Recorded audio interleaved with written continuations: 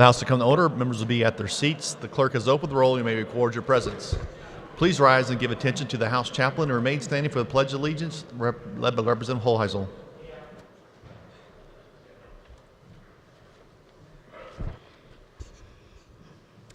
Let us pray.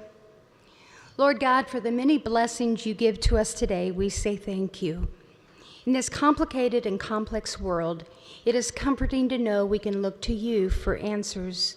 Please shed your light of wisdom and discernment upon our leaders today. Their task is in no way easy or simple, but you have gifted them for this moment. Please continue to guide and direct them. Help them to be encouraging, useful, productive, and gracious in all their activities.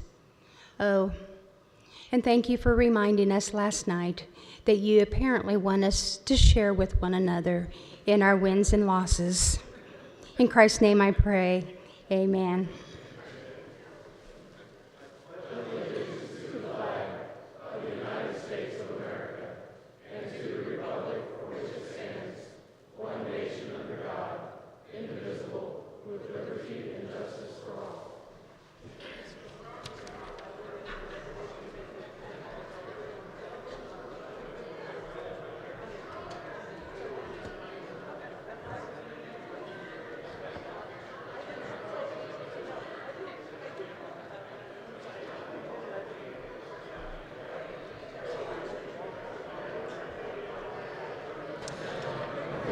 Has every member had the opportunity to record his or her presence? The clerk will close the roll and take the attendance.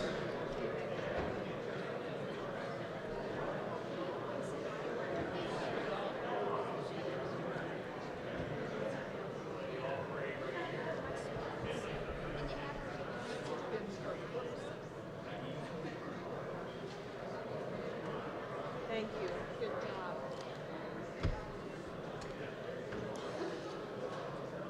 House Bill 2246 appears on the consent calendar for the second day. Is there objection? Seeing none, it will remain on the consent calendar for the third day.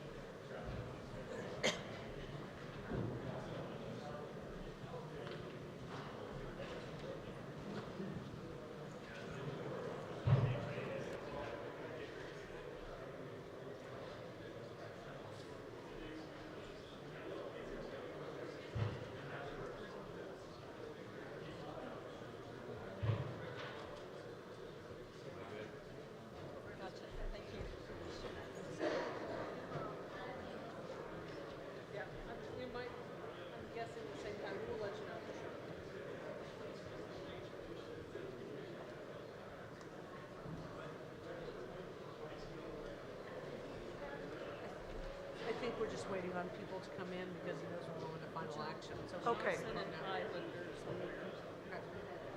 Thanks. Yeah.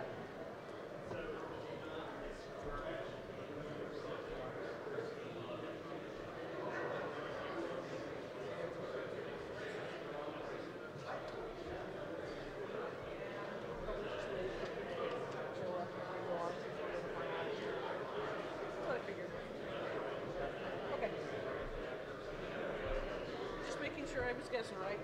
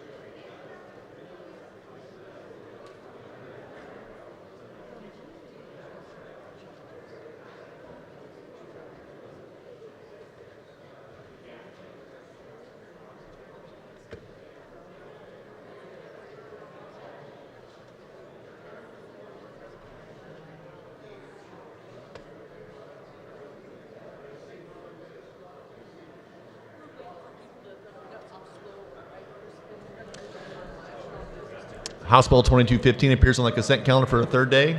Is there objection? See none, it will be advanced to final action. House Bill 2365 appears on the consent calendar for the third day. Is there objection? See none, it will be advanced to final action. Final action, the clerk will read.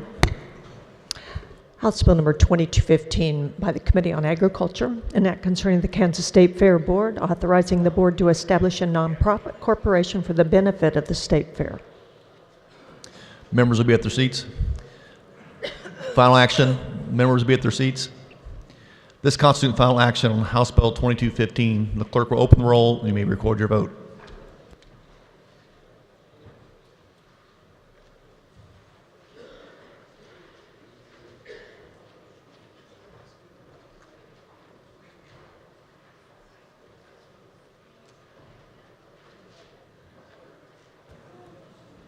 Has every member had their opportunity to record his or her vote?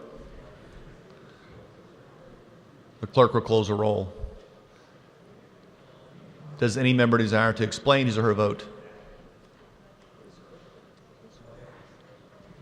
Does any member desire to change his or her vote? Representative Garber votes aye. Representative Clays votes aye.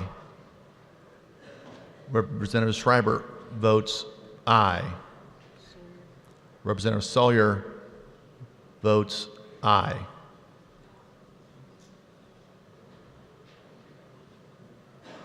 Any further changes?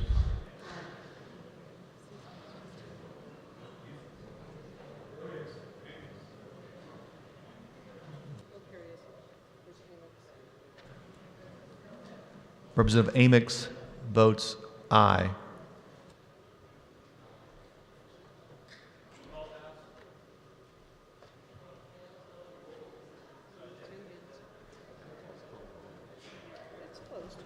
Seeing 10 heads, there's a call. The roll is closed.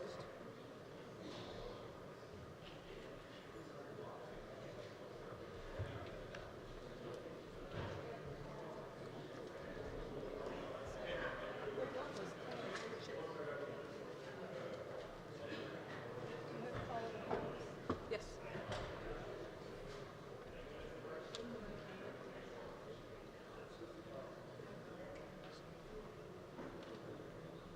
Do I put that up so he has a... I don't know that we have a script with it. Okay. I don't think I put a script in. Representative Carlson votes aye.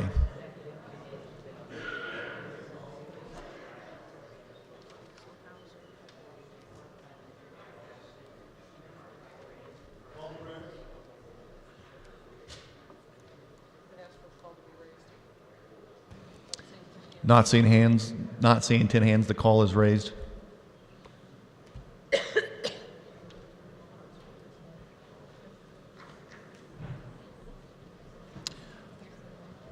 What's that?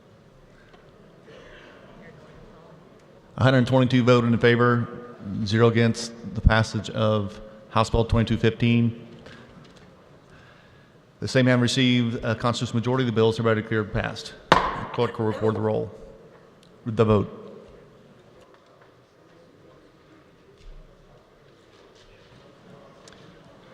House Bill 2365, final action, the clerk will read. House Bill number 2365 by the Committee on Judiciary, an act concerning civil procedure and civil actions relating to rules of evidence, peer support counseling session, communication privilege, Kansas National Guard members. The clerk will open the roll and you may record your vote. This constitutes final action on House Bill 2365. The clerk will open the roll and you may record your vote.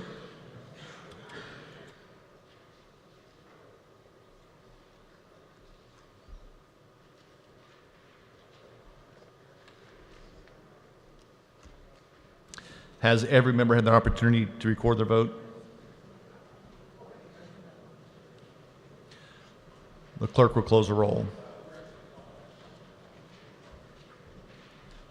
Does any member desire to explain his or her vote? Does any member desire to change his or her vote? 122 voted in favor and 0 against. The passes of 2365. The same have received a constitutional majority. The bill is hereby declared passed. The clerk will record the vote.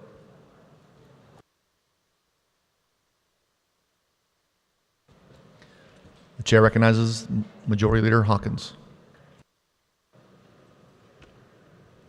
Thank you, Mr. Speaker. I move the House resolve itself into the Committee of the Whole for the purpose of considering those items under the heading of General Orders. You've heard the motion. All in favor signify by saying aye. Opposed, no. The ayes have it, and the motion carries. The chair appoints Representative Hoffman to chair the Committee of the Whole.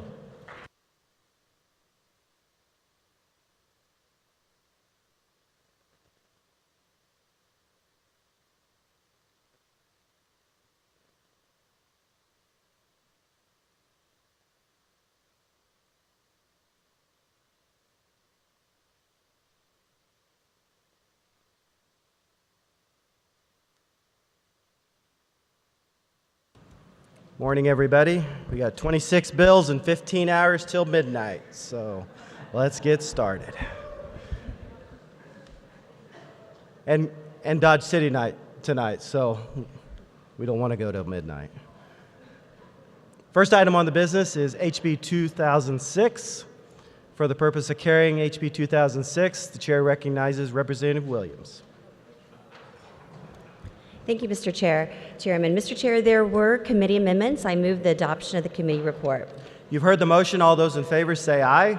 Aye. All those opposed? Motion passes. All right. Please report is adopted. Sorry, go ahead. All right. HB 2006 relates to the disclosure and analysis of economic development incentives. Let's put it this way. We're pretty good at handing out incentives. We're not as good at following up on those and measuring those economic incentives. This bill has two primary components. It's got the reporting side or the disclosure side, and it has the analysis side. The disclosure side sets up a website on the Department of Commerce that allows everyone, the public, you and I, to take advantage of that, and we can now search economic incentive by program, by county, and by business. On the disclosure, on the analysis side, legislative post-audit would be the entity that would evaluate each of these programs. So, for example, they're not going to just evaluate an individual program, but also the administration of that program. They're going to look at return on investment and all those benchmarks and other items that relate to it. So those are the main components of the bill, helping us get organized with our economic incentives so that we can make better decisions. I stand for questions. Are there any questions? Chair recognizes Representative Ralph.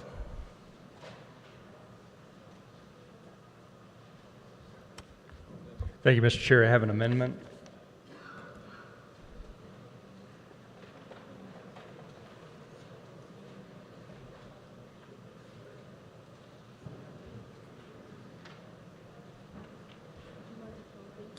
The amendment appears short. The clerk will read.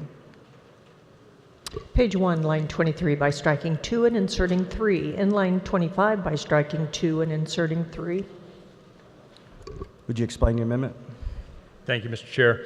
The amendment is involved in the very first section of the proposed legislation. This deals with the cycle on which we would evaluate or proposing to evaluate economic development programs. The bill as it's presented to you puts that on a 2-year cycle. This amendment would actually put this on a 3-year cycle, which would be for existing programs every 3 years. New programs would be within 3 years, right after in the first year that they are new, and then every 3 years after that. The purpose of the amendment was simply, after some follow-up conversations, was trying to take a little of the pressure off of the legislative post-audit in terms of how quickly they would have to be turning these evaluations around. So thought 3 years would give them a little more flexibility in that regard. So that's the only purpose of this particular amendment. Speak on the amendment. Chair recognizes Representative Williams. Thank you, Mr. Chair. I consider this a friendly amendment, and speaking with the legislative post-audit, they're able to take care without any additional costs, whether we do the 2-year cycle or 3-year cycle. However, the Pew Charitable Trust, they recommend generally it's more often a 3-year cycle, and that'll be a little bit easier to go through all the different programs. So I stand in support of this amendment. Further discussion, Chair recognizes Representative Fraunfelter. I too rise in support of this amendment. Our post audit has a lot to do. It's very busy, and this will take a little relief off of them having to do every 3 years. Thank you, Mr. Chair. Seeing no one else, Representative, you may close. Thank you, Mr. Chair. I close and move the amendment. You've heard the motion by Representative Ralph to amend. All those in favor say aye. Aye. All those opposed, nay. Ayes appear to have it. The ayes do have it. Motion passes. We're back on the bill. Chair recognizes Representative Fraunfelter. Thank you, Mr. Chair. I rise in support of this bill as amended. This has been needed for a long time. We continue to help our industry and employers out there by incentivizing things. We need to make sure that every dollar we spend, that the Bank of Kansas is getting an ROI back on it for sure. So I would ask for all your support in this. Thank you. To speak on the bill a second time, Chair recognizes Representative Ralph. Thank you, Mr. Chair. Just wanted to advise the body that the evaluation process is something that has been recommended as a best practice by the Pew Charitable Trust 2 sessions ago during a joint Commerce Committee meetings. It was recommended that this be a best practice, and most other states right now have formal policies requiring this regular and periodic review of their programs, and so I would stand in support of this as well. Seeing no one else, the Chair recognizes Representative Williams to close. By passing HB 2006, it allows all of us to join together and be more accountable to our constituency and be more organized and make sure that whatever economic development incentives we pass along, they actually work. They do what they're supposed to do. With that, Mr. Chair, I move that when the committee rises and reports, it reports HB 2006 favorably for passage as amended. You've heard the motion by Representative Williams to report HB 2006 favorable. All those in favor say aye. All those opposed, nay. Ayes appear to have it. Ayes do have it. Motion passes. Next item is HB 2103. The Chair recognizes Representative Concanon.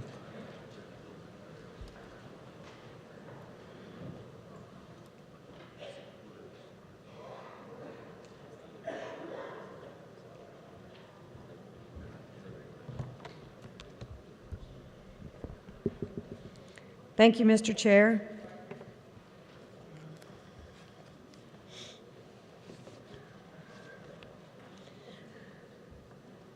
Currently, there are 7,300 children in foster care.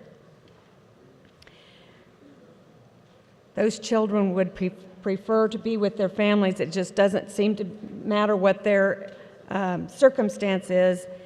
They would prefer to be with their family.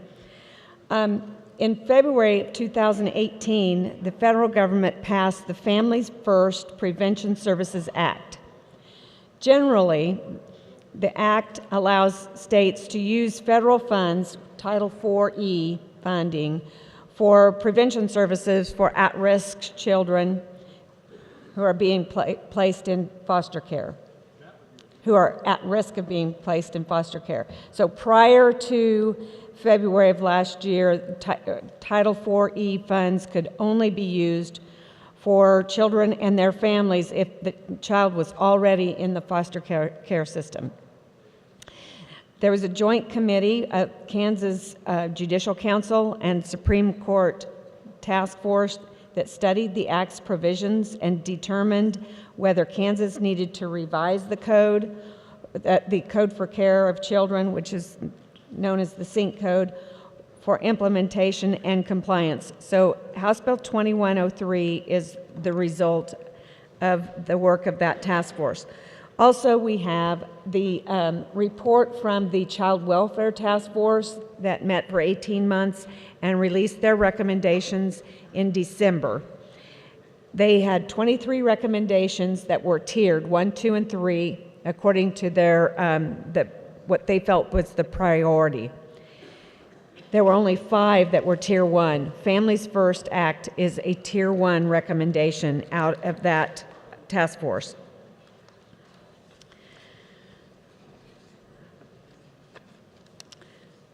So this is really important legislation for child welfare that shifts eligibility for 4E funding from being solely focused on foster care to needed evidence-based services for prevention to help reduce the number of children entering the foster care system.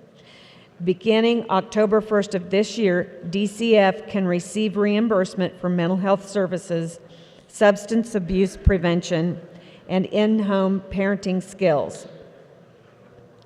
These dollars can also be used for, they can be used for the programming, also for training, and for administration. So what this bill does not do is it does not provide the funding. It's a 50-50 match, and that bill is working its way through the appropriations process. It also does not go into which programs that will be used or will not be. But what it does do is to give the framework to comply with the federal requirements that Kansas must establish qualified residential treatment programs, so QRTPs, that's to get in line with the federal government for us to be able then to follow through and request the 50-50 match. So that's all there is to House Bill 2103, and with that, I'll stand for questions. To speak on the bill, the chair recognizes Representative Owsley.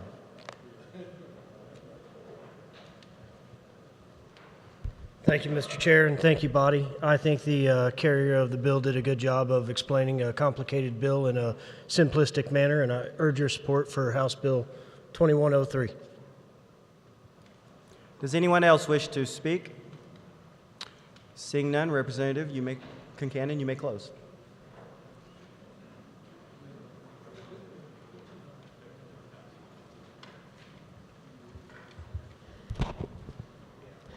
Sorry, it's been a while since I carried a bill. I couldn't remember the wording. I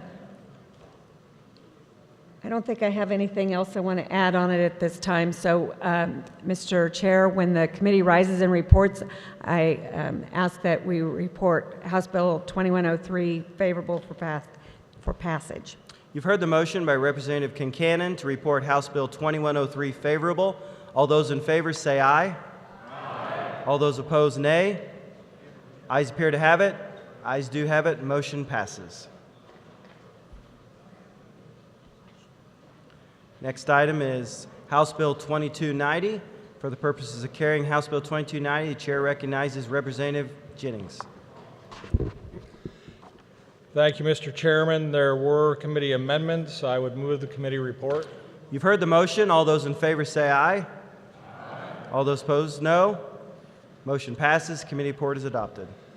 Thank you, Mr. Chairman. House Bill 2290 comes to us from recommendation of the Attorney General. It relates to operations of the Crime Victims Compensation Board. The Crime Victims Compensation Board is a board that currently has responsibility for both administrative functions as well as those functions required under the Kansas Administrative Procedures Act to hear and determine claims of victims for unreimbursed expenses associated with their victimization from crime.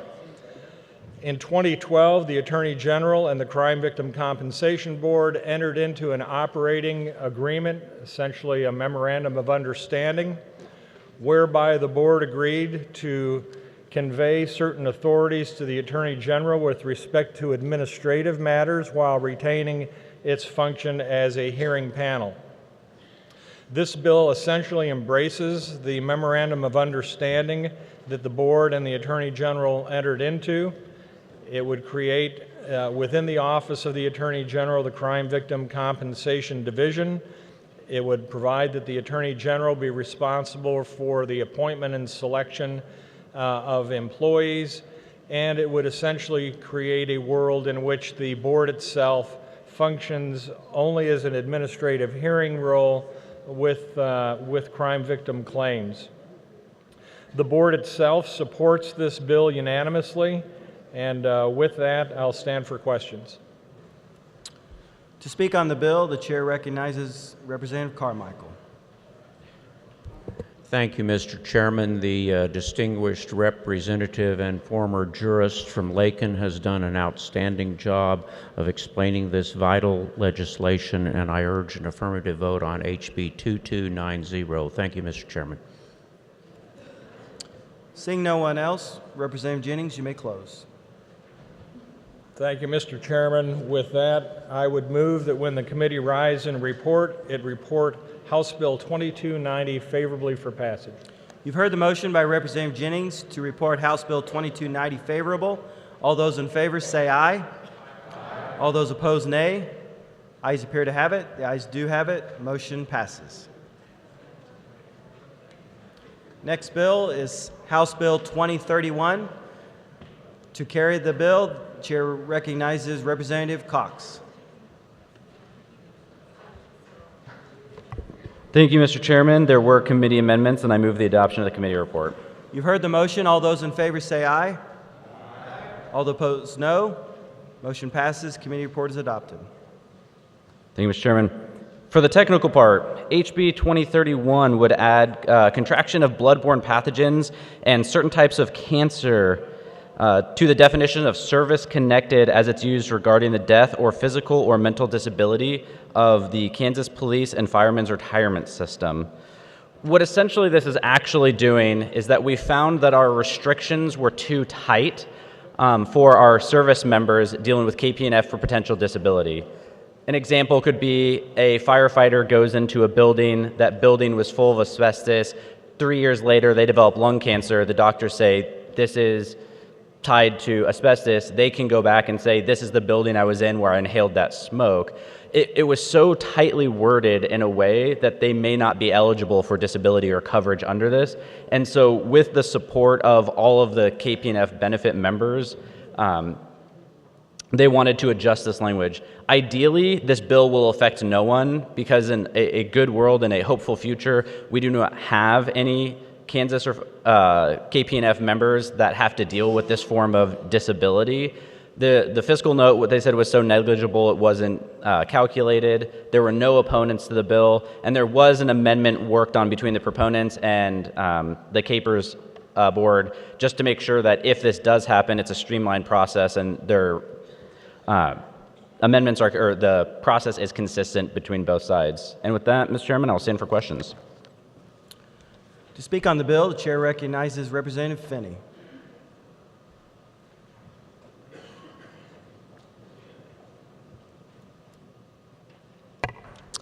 I think the carrier of the bill really elaborated and did a good job on it. The only thing I would add is that this bill was also recommended by the Joint Committee on Pensions and Investments and Benefits in their 2018 annual report. And in addition to that, there were numerous proponents, and I rise in support of this bill, and I urge your support as well. Thank you. Seeing no one else wishing to speak, Representative Cox, you may close. Thank you, Mr. Chair. I move when the committee rises and reports, it reports HB 2031 favorably for passage. You've heard the motion by Representative Cox to report HB 2031 favorable. All those in favor say aye. Aye. All those opposed, nay. Ayes appear to have it. Ayes do have it. Motion passes. Next bill we have is HB 2140. Purposes of carrying HB 2140, the chair recognizes Representative Mastroni.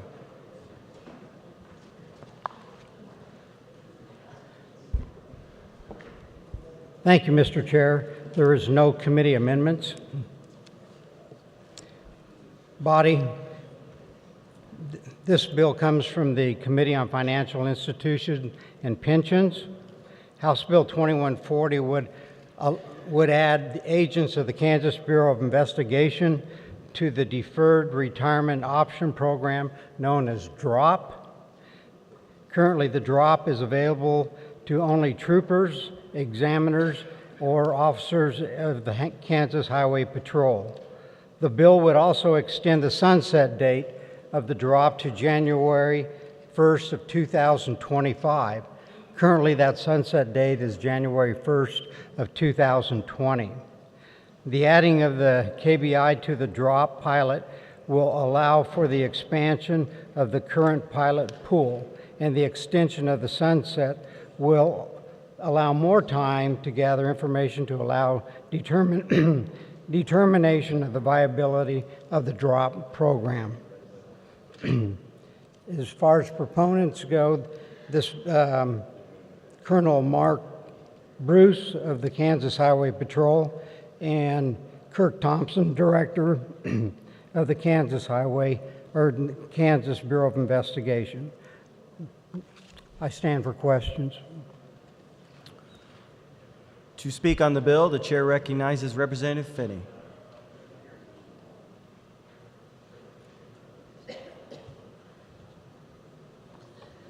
The carrier hit almost all the points except for one I'd like to add, is that one thing that this bill will do, it would help retain different, more eligible troopers, highway patrol, and it would also help with their critical staffing shortages. So I rise in support of this bill, and I encourage you to do so as well. Thank you.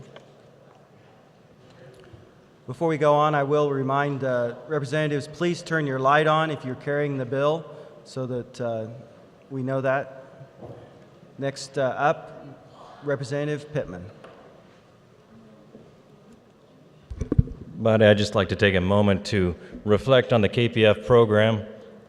We're going to expand this, and it sounds like a really good program to retain the knowledge inside of our force. But I'd like to make mention of our correction workers that deserve to be in this program as well. They go through the training. They're in very dangerous jobs. So I'm hoping that this time next year we'll be doing the same thing for them. Thank you. Seeing no one else, Representative Mastroni, you may close.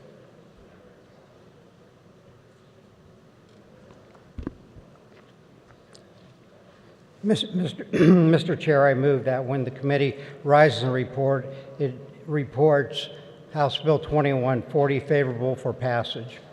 You've heard the motion by Representative Mastroni to report HB 2140 favorable. All those in favor say aye. Aye. All those opposed, no. Ayes appear to have it. Ayes do have it. Motion passes.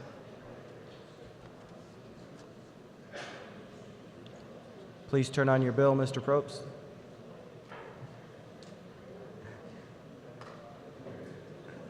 Thank you. Start a good example. Chair recognizes Representative Probst to carry HB 2147. Thank you, Mr. Chair. House Bill 2147 extends the repayment bond period, the bond maturity for special obligation bonds issued through the Rural Housing Incentive District. This is largely used in it's about 19 communities that use this. If they have a critical housing shortage and they struggle to get housing, then they can create a district and help pay for some of the improvements like roads, sewers, things of that sort. There were two proponents for the bill, the Kansas Association of Realtors and a realtor broker from Emporia that talked about the success they've had with the program. In Emporia, they've actually used it to develop 18 homes in 24 months with an average selling price of $380,000, something they're fairly confident wouldn't be done without the use of this district. There were no opponents. There were, however, some other statutes that needed to be amended as a result of this that we forgot to do in committee, so with that I have an amendment.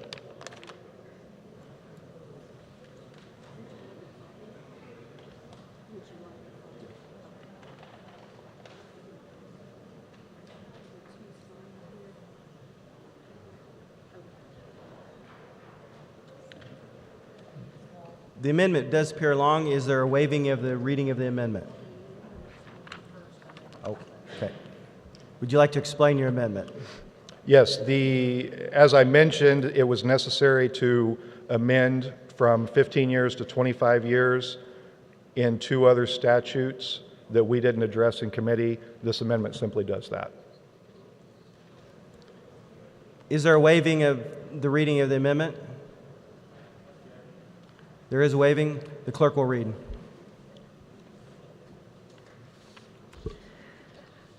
Page 1, following line 5, by inserting Section 1, KSA 125245 is hereby amended to read as follows. A, upon receipt of the approval of the Secretary as provided in subsection KSA 125244C and amendments thereto, the governing body may proceed with the establishment of the district. Before doing so, the governing body shall adopt a plan for the development or redevelopment of housing and public facilities in the proposed district. Such plan may include plans for one or more projects, and the length of any individual project shall not exceed 25 years. The plan shall include, but not be limited to, the following. Number 1, the legal description and map required by KSA 125244A and amendments thereto. Number 2, the existing assessed valuation of the real estate in the proposed district, listing the land and improvement values separately. 3, a list of the names and addresses of the owners of record of real estate parcels within the proposed district.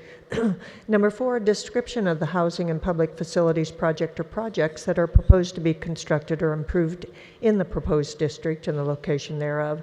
Number 5, a listing of the names, addresses, and specific interests in real estate in the proposed district of the developers responsible for the development of the housing and public facilities in the proposed district. Number 6, the contractual assurances, if any. The objection is waived. Does anyone wish to speak on the amendment? Chair recognizes Representative Tarwater.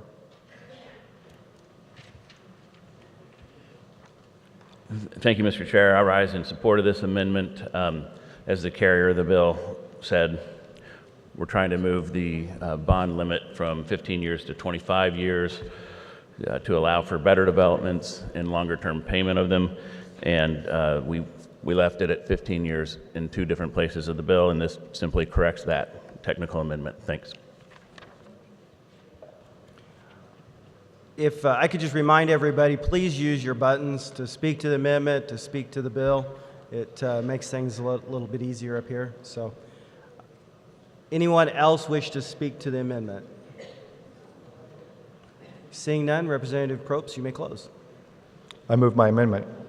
You've heard the motion by Representative Probst to amend. All those in favor say aye. Aye. All those opposed, nay.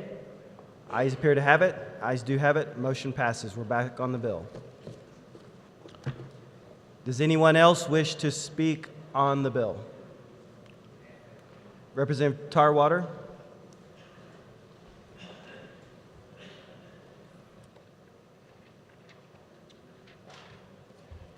Thanks again, Mr. Chair. I rise in support of this bill. It was brought to us by the Kansas Association of Realtors. It is an important bill for rural areas that have problems housing people or finding new housing developments. What this does is it allows a developer to come in to an area that's identified by the city that needs new development or redevelopment, and it takes the current property value and locks it in as far as property taxes go. They can then sell these bonds to pay for the infrastructure only, not the housing, not the building of the house, but the infrastructure to help with the area. By moving it from 15 to 25 years, we allow for better and more development. This bill this law is 20 years old, and the cost of construction has gone up so much that they found that there are no more new developments, and this would open new developments. Thank you. Does anyone else wish to speak? Seeing none, Representative Probst, you may close. Thank you.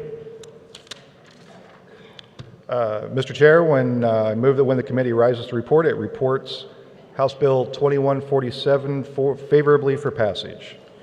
You've heard the motion by Representative Probst to report House Bill 2147 favorable. All those in favor say aye. Aye. All those opposed, no. Motion appears to pass. Motion does pass.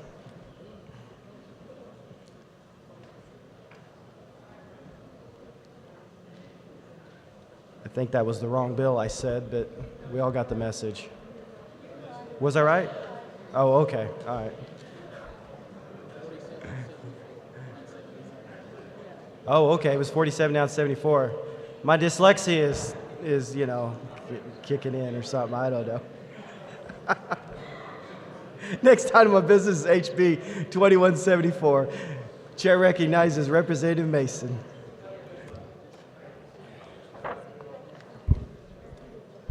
Thank you, Mr. Chairman. There were no committee amendments.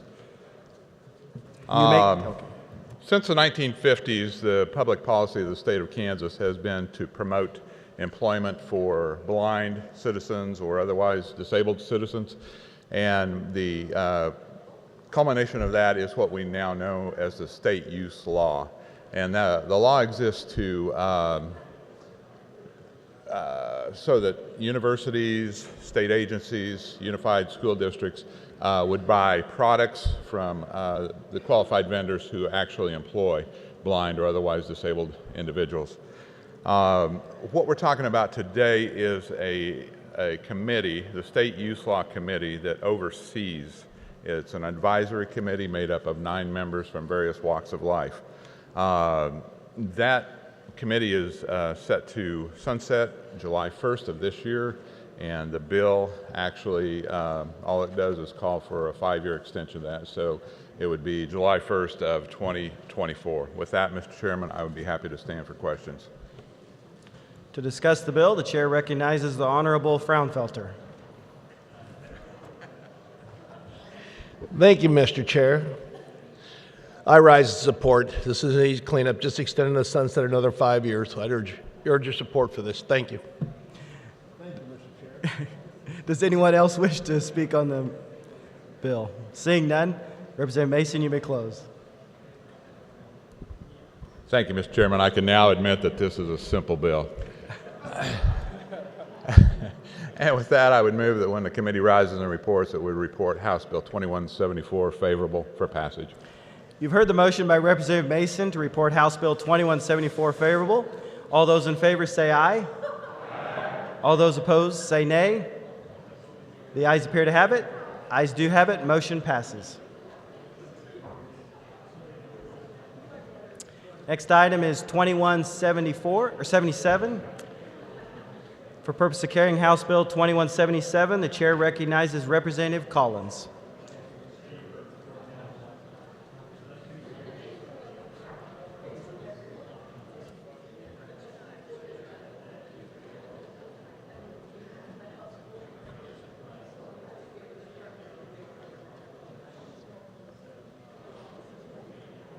Clean up on aisle 1.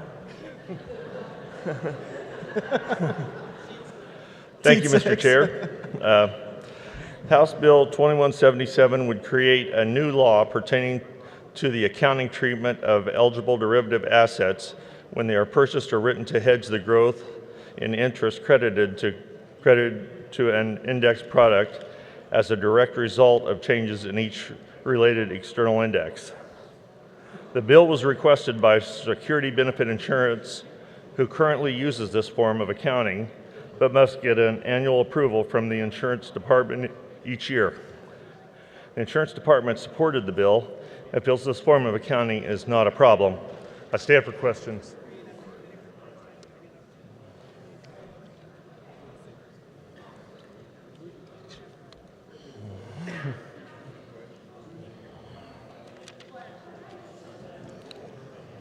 Are you? Again, I stand for questions. Okay. The chair recognizes Representative Delperdang.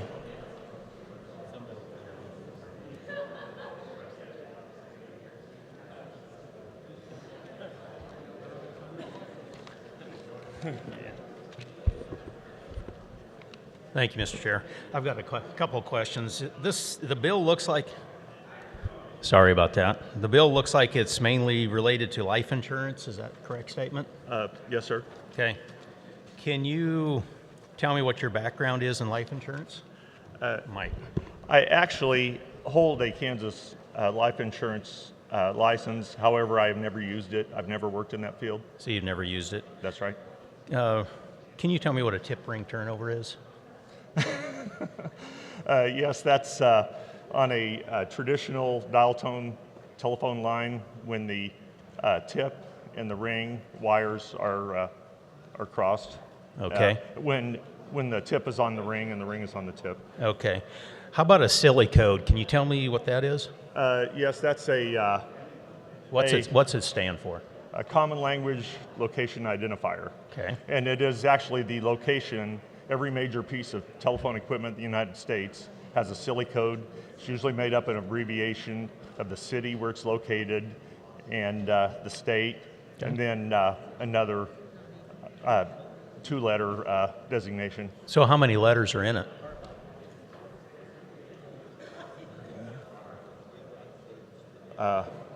It starts out, a basic silly code has 6 letters.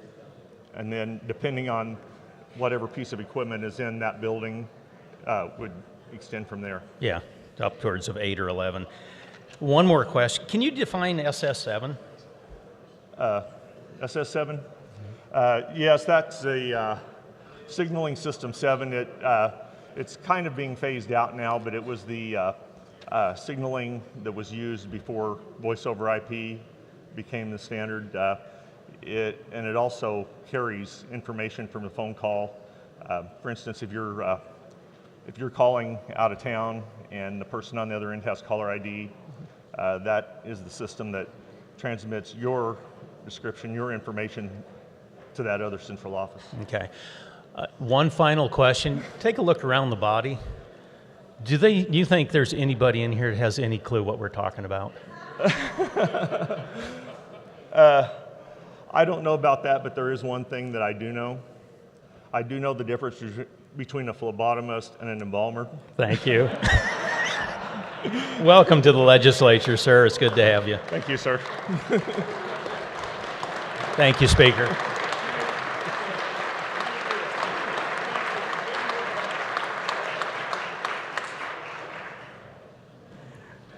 For further questions, the chair recognizes Representative Neighbor.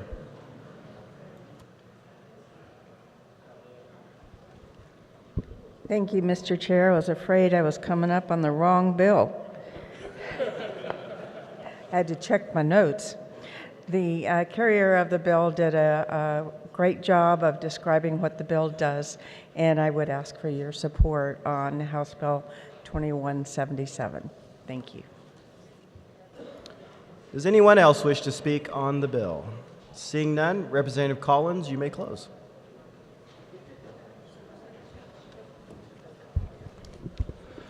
Thank you, Mr. Chair. I move that when the committee rises and reports a report, House Bill 2177 favorably for passage. You've heard the motion by Representative Collins to report House Bill 2177 favorable. All those in favor say aye. Aye. All those opposed say nay. Ayes appear to have it. Ayes do have it. Motion passes. Very good job, Representative Collins.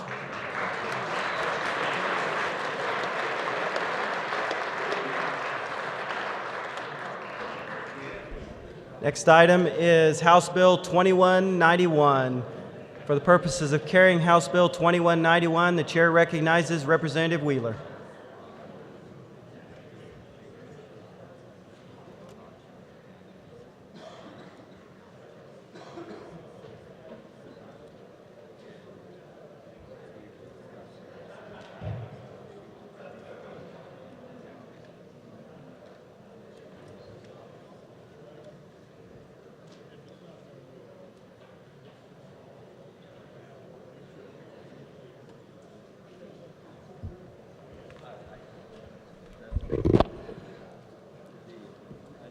Thank you, Mr. Chair.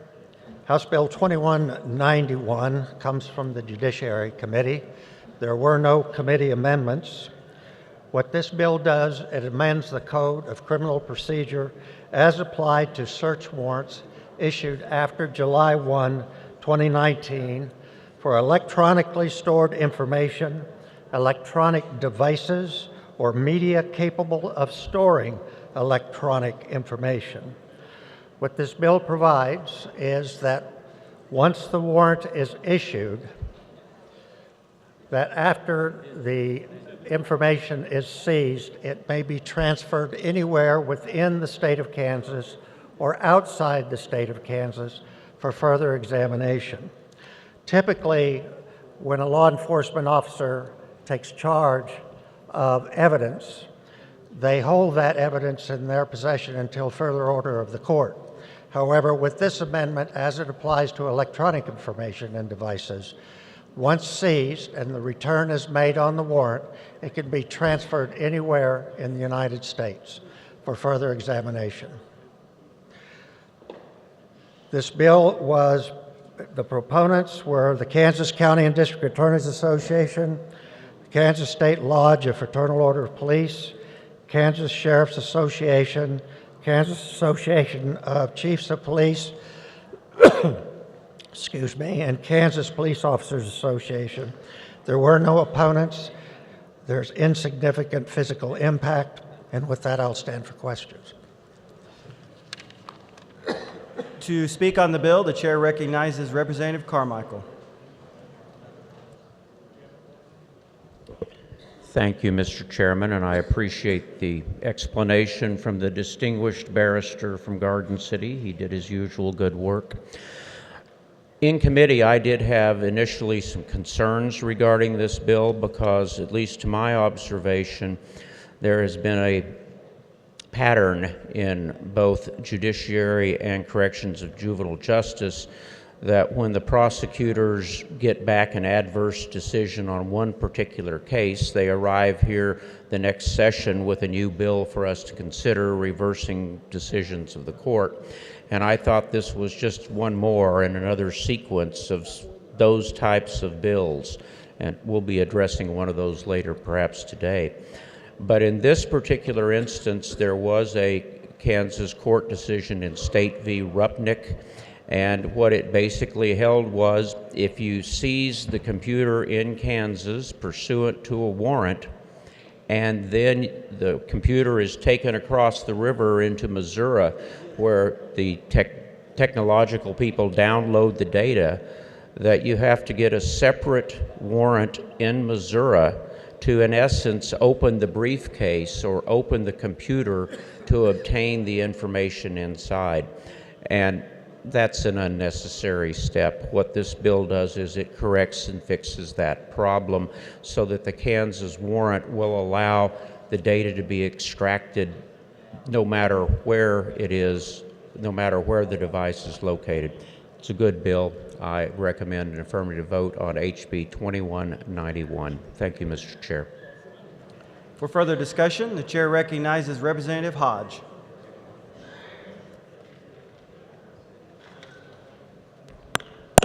Would the carrier of the bill stand for question?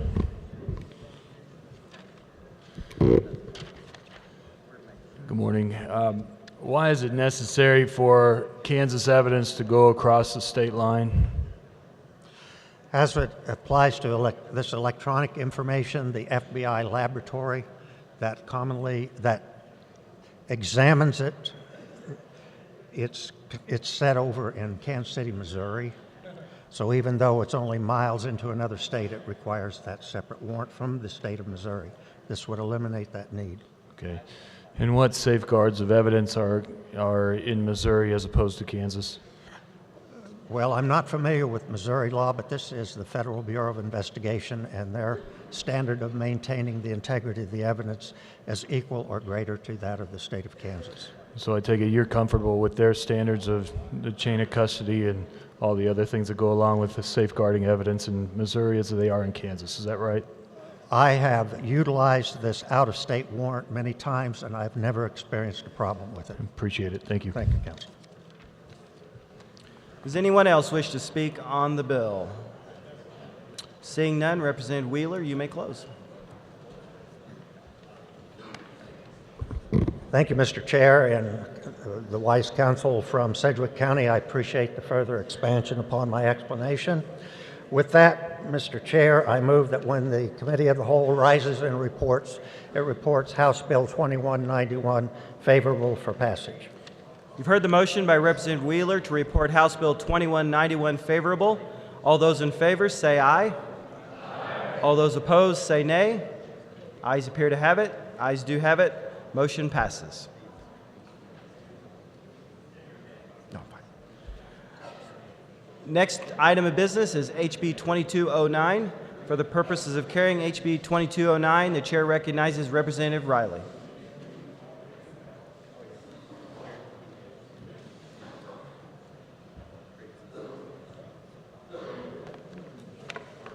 Thank you, Chairman. I would move, there was no amendments on this bill, so I would move to hear the committee report on Bill HB 2209.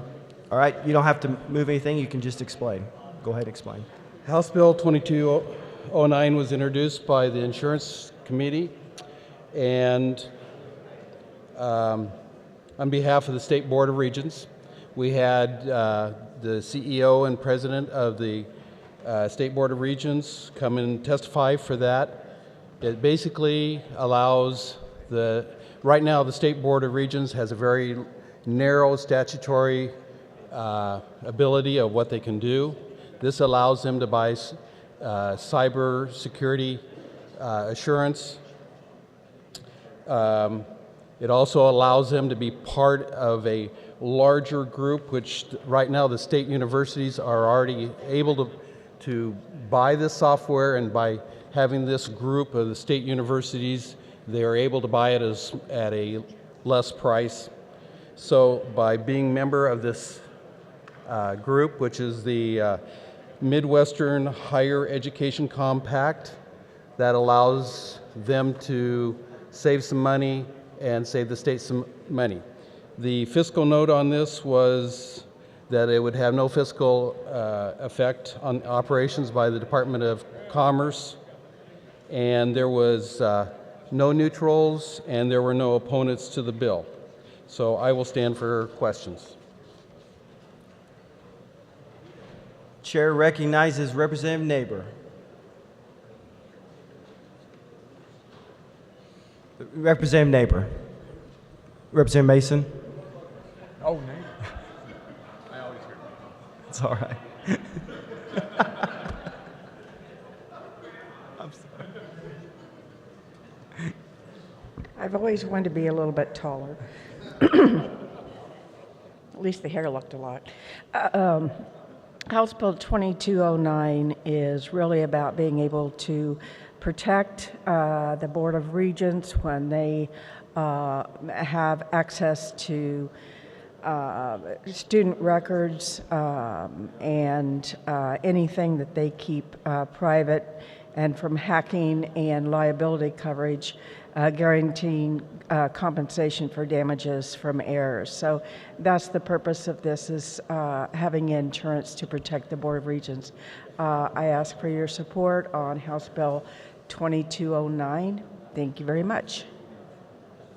Chair recognizes the other Representative Neighbor, Representative Mason.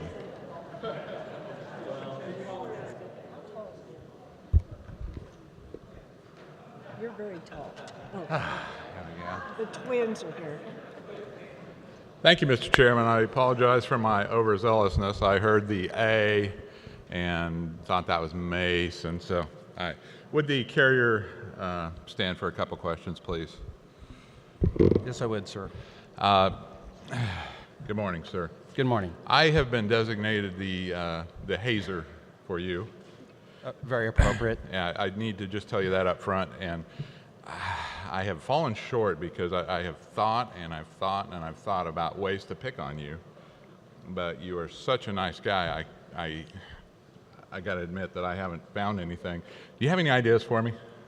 Well, it could have something to do with falling short. Falling.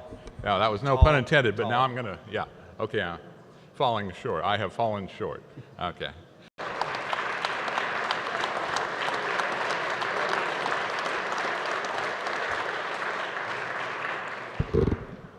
Mr. Chair, I move for when the committee rises and reports, it will report House Bill 2009 favorably for passage. Thank you. 2209 favorably for passage. Thanks. You've heard the motion by Representative Riley to report House Bill 2209 favorable. All those in favor say aye. Aye. All those opposed say nay. Ayes appear to have it. Ayes do have it. Motion passes. Good job, Representative Riley. Next bill is House Bill 2211. To carry House Bill 2211, the chair recognizes Representative Hoheisel. Something like that. Thank you, Mr. Chair. House Bill 2211 would amend law concerning driver's license reinstatement fees. Specifically, the bill would allow an individual who is assessed a driver's license reinstatement fee and surcharge as provided by continuing law to petition the court to waive payment of such fee and surcharge. The court could waive, in whole or in part, or modify the method of payment of such fee and surcharge if it finds the payment of the assessed amount would impose hardship on that individual or that individual's immediate family. I'd like to make it clear that this statute does not pertain to DUIs or DUI reinstatement fees. This bill was supported by the Judicial Branch, the Kansas Department of Revenue, and the League of Municipalities, and there were no opponents in committee. With that, I'll stand for any questions. For further discussion, the chair recognizes Representative Carmichael. Thank you, Mr. Chairman. The distinguished representative from Wichita has explained this good bill. My comment is it's long, long overdue, and I'm glad the new administration is supporting this bill. I urge an affirmative vote on HB 2211. Thank you, Mr. Chair. Does anyone else wish to speak on the bill? Seeing none, Representative Hoheisel, you may close. Thank you, Mr. Chair. I move that when the committee rises and reports, we report House Bill 2211 favorable for passage. You've heard the motion by Representative Hoheisel to report House Bill 2211 favorable. All those in favor say aye. All those opposed say nay. Ayes appear to have it. Ayes do have it. Motion passes. Next item of business is House Bill 2239. The chair recognizes Representative Capps to carry the bill.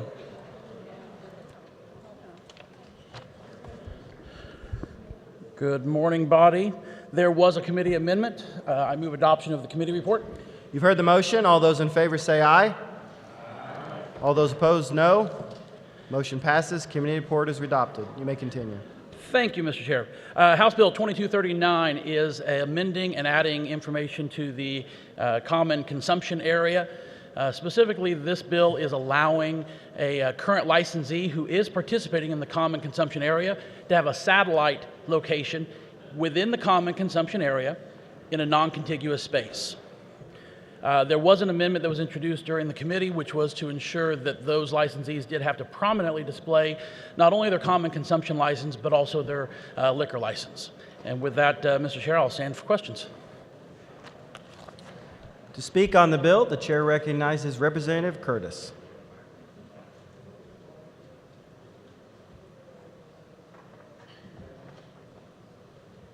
Thank you, Mr. Chairman.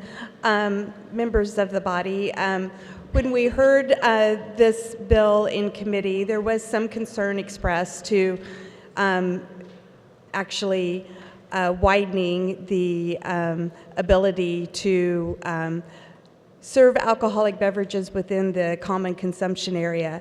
However, there would still be local permits that they would have to get, so there is still some local control to make sure that those are regulated. And so I rise in support of the bill and ask that you vote for it favorably. Thank you. Does anyone else wish to speak on the bill? Seeing none, Representative Capps, you may close. Thank you, Mr. Chair. In closing, for this particular bill, keep in mind that the individuals that be participating with this satellite location, they've already a consumption area. It does not expand that any further out. And with that, Mr. Chair, I move that when the committee of the whole rises to report, it reports House Bill 2239 favorably for passage. You've heard the motion by Representative Capps to report House Bill 2239 favorable. All those in favor say aye. All those opposed say nay. Ayes appear to have it. Ayes do have it. Motion passes. Next item of business is 2281. For the purpose of carrying 2281, the chair recognizes Representative Warren.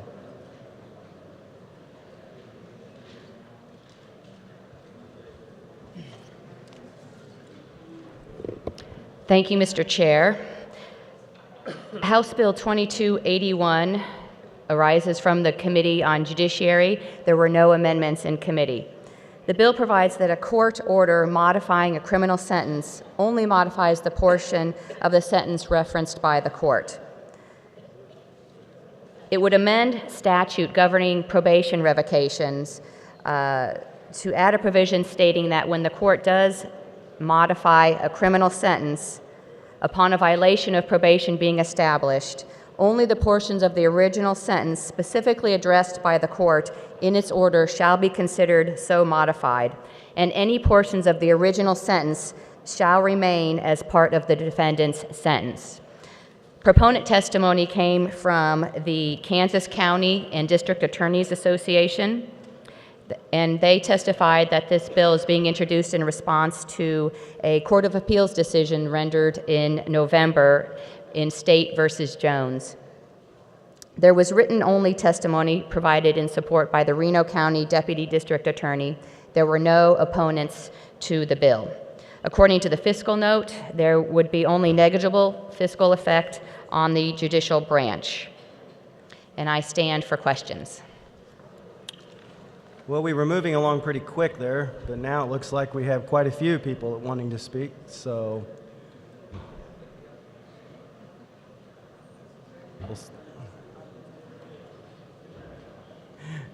the chair recognizes Representative Dietrich. Thank you, Mr. Chair. This is kind of a complicated bill, and I do have quite a few questions. Would the carrier be willing to stand for a few of those? I have read this extensively, word for word, page by page, and you are an attorney, correct? Yes, I am. So you seem to be very, very comfortable with this statute. Have you ever been on probation yourself? No. No? Are you sure? Is there anything in this bill that would relate to your past life that you'd like to share with the group? No, I appreciate the question, but it does not relate to anything in my past, and if it did, I would not share it, but... So are you a freshman? I am. Isn't this a little bit like a probationary period when you have to stand here and go through things like this? Well, just a tad? It feels a little bit like that sometimes, but I feel it's kind of trial by fire more than probation is what I would call it. Well, Representative, you have done a great job. This is her first bill. Let's give her a round. Is. Thank you. Thank you. Thank you. Are there more questions? I think there are, but thank you. Okay.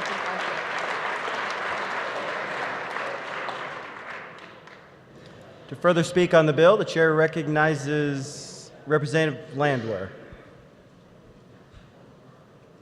Maybe not. The chair recognizes Representative Carmichael.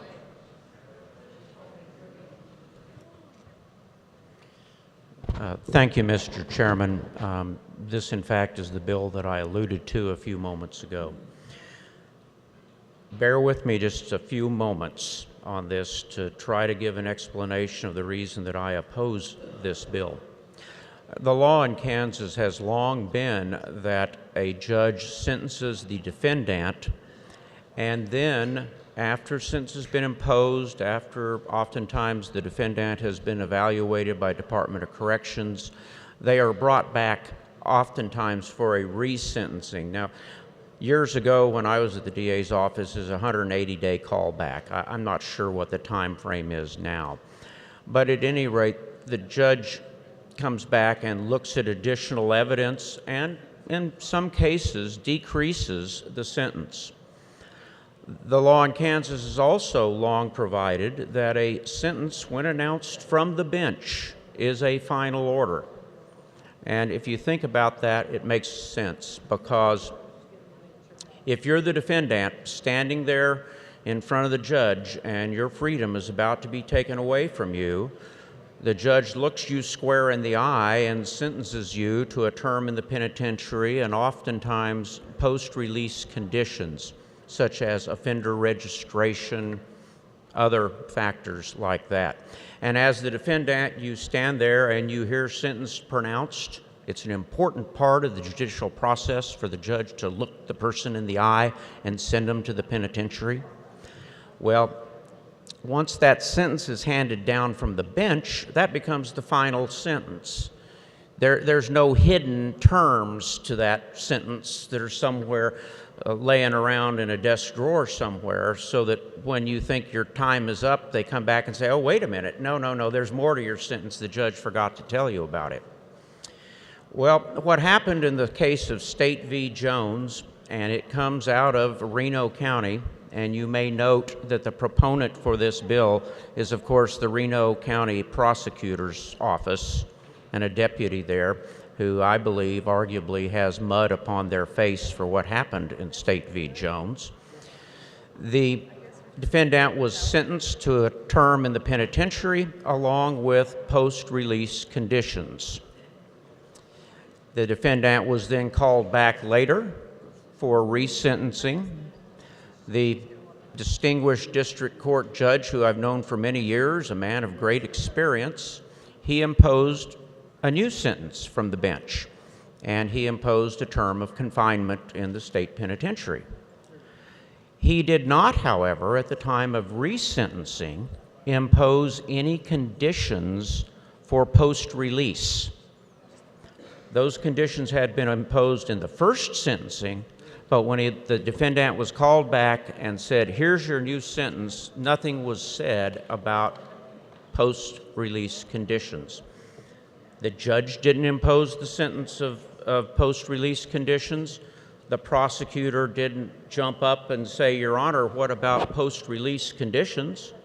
And so the defendant stood there, accepted his sentence, and was sentenced to his time in the penitentiary with no post-release conditions, because the new sentencing, the judge didn't impose any of them. Well, then when it came time, of course, for our defendant to get out of the penitentiary, then the state said, but wait, what about some post-release conditions? And the court properly applied the rules in Kansas that a sentencing is final when delivered from the bench. And as a result, the court said, no, you can't come back now and impose post-release conditions. You didn't do it at the time of the final sentencing. This wasn't new law. It's long been the law. But frankly, my friend the judge might have overlooked this. The Reno County Prosecutor's Office clearly appears to have overlooked this. And so this becomes part of an increasingly concerning trend that when the prosecutor loses a case, in part because of their own mistake, or even in one unique circumstance, and by the way, I did inquire of, I believe, the folks from the prosecutors, do you know of any other time or any other place this has happened? The answer I received, and this was outside a committee, was no. You know, there are times that mistakes are made in the criminal justice system, and this might be one of those times in State v. Jones. But you don't go back and change the law, the long-established law of Kansas, because of one case, the outcome in one case, or an error arguably made by the prosecutor. And I hope I've recited the facts correctly here and the procedure correctly. There are folks in this room who are far more expert than I in criminal procedure. But it seems to me that it is ill-advised to change the law every time the prosecutor or a judge makes a mistake in a single case. And so therefore I stand in opposition to HB 2281. I appreciate your kind attention, and thank you, Mr. Chairman. Does anyone else wish to speak on the bill? Seeing none, Representative Warren, you may close.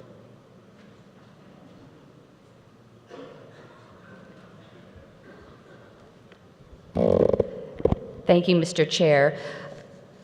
In closing, I would mention that this bill was supported by the Kansas County and District Attorneys Association as something needed for, in support of public safety. If the situation arises where a criminal defendant is back for a probation revocation hearing, The defendant knows what the original sentence is. It's no secret what the original sentence is. There was no opposition to this testimony from any criminal defense attorneys or their associations, so it seems to be that this is a bill that would be good for us to pass, and I do stand in support of it. And I do move, Mr. Chair, that when the committee rises and reports, it reports HB 2281 favorably for passage. Thank you. You've heard the motion by Representative Warren to report House Bill 2281 favorable. All those in favor say aye. Aye. All those opposed, nay. No. Ayes appear to have it. Ayes do have it. Motion passes. Next item on business is House Bill 2084. To carry House Bill 2084, the chair recognizes Representative Schreiber.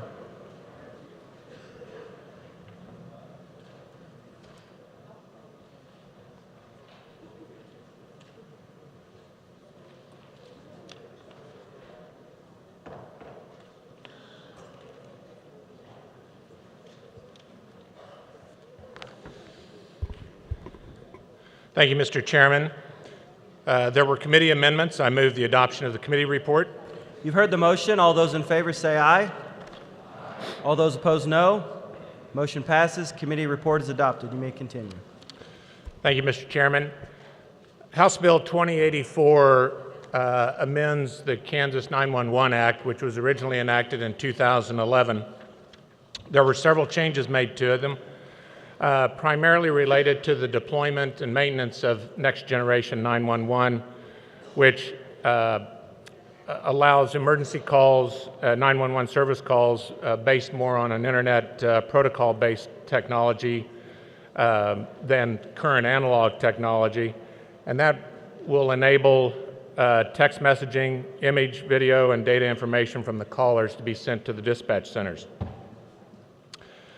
As far as administrative expenses by the coordinating council, it was amended in committee that it would limit payments for administration expenses to 2% of the total receipts from the providers. It had been 2.5%. Also, it would provide a process for the council to ensure the GIS data for the public safety answering points, think of those as the dispatch centers, remains up to date. And the reason they need to have that process in place is because having that GIS data current is really important to the dispatch centers and the responders. As far as the 911 fees, the bill would increase the fee from 60 cents, which it is currently, per month per subscriber account, to $1.03.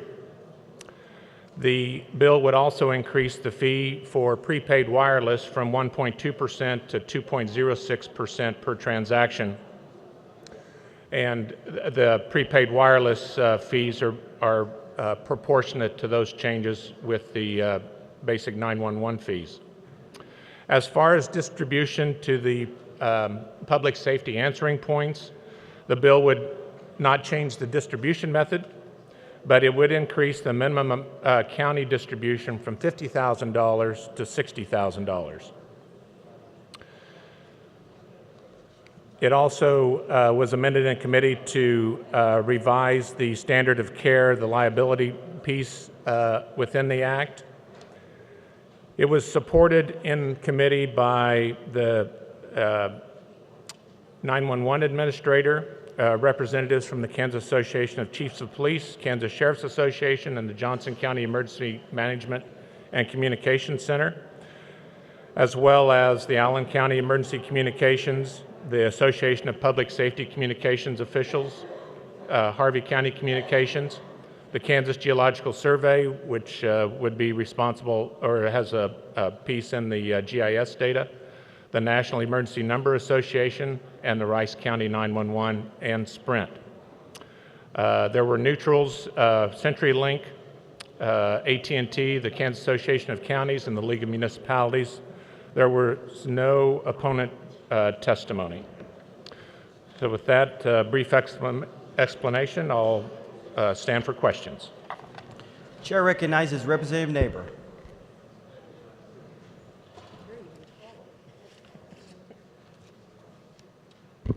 I'm really feeling short today. The previous carrier of the bill did an excellent job of defining the 911 next generation. The next generation itself has, I think, actually started, but as he said, this will include applications of text messaging, image, video, and data information from callers. It's my understanding that the response to picking up the phone will also be much quicker. House, that's not the number of phones, it's the number of phone numbers. This will increase the bill on every phone number by $1.03. And that's going to be cell phone or landline.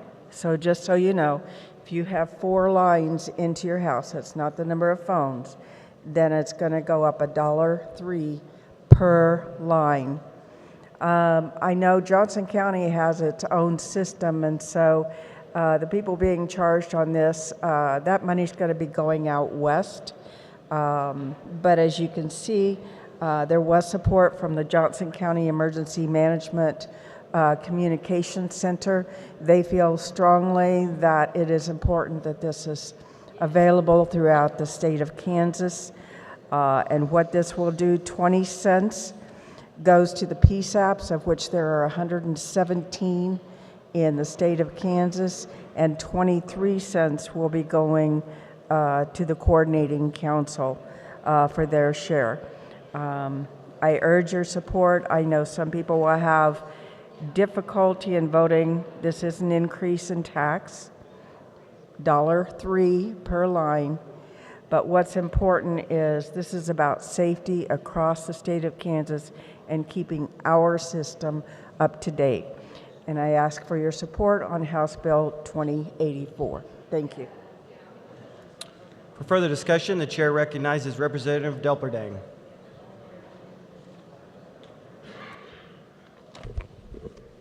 Thank you, Chairman. Just a clarification, I hope I'm not stepping on toes, but I think you said it was going up $1.03. It's going to $1.03. I just wanted to clarify that. Thank you. With that being said, I sit in the committee and carried a couple amendments in the committee for this. There was one that got overlooked, so with that being said, I do have an amendment to hopefully get it on there from the floor.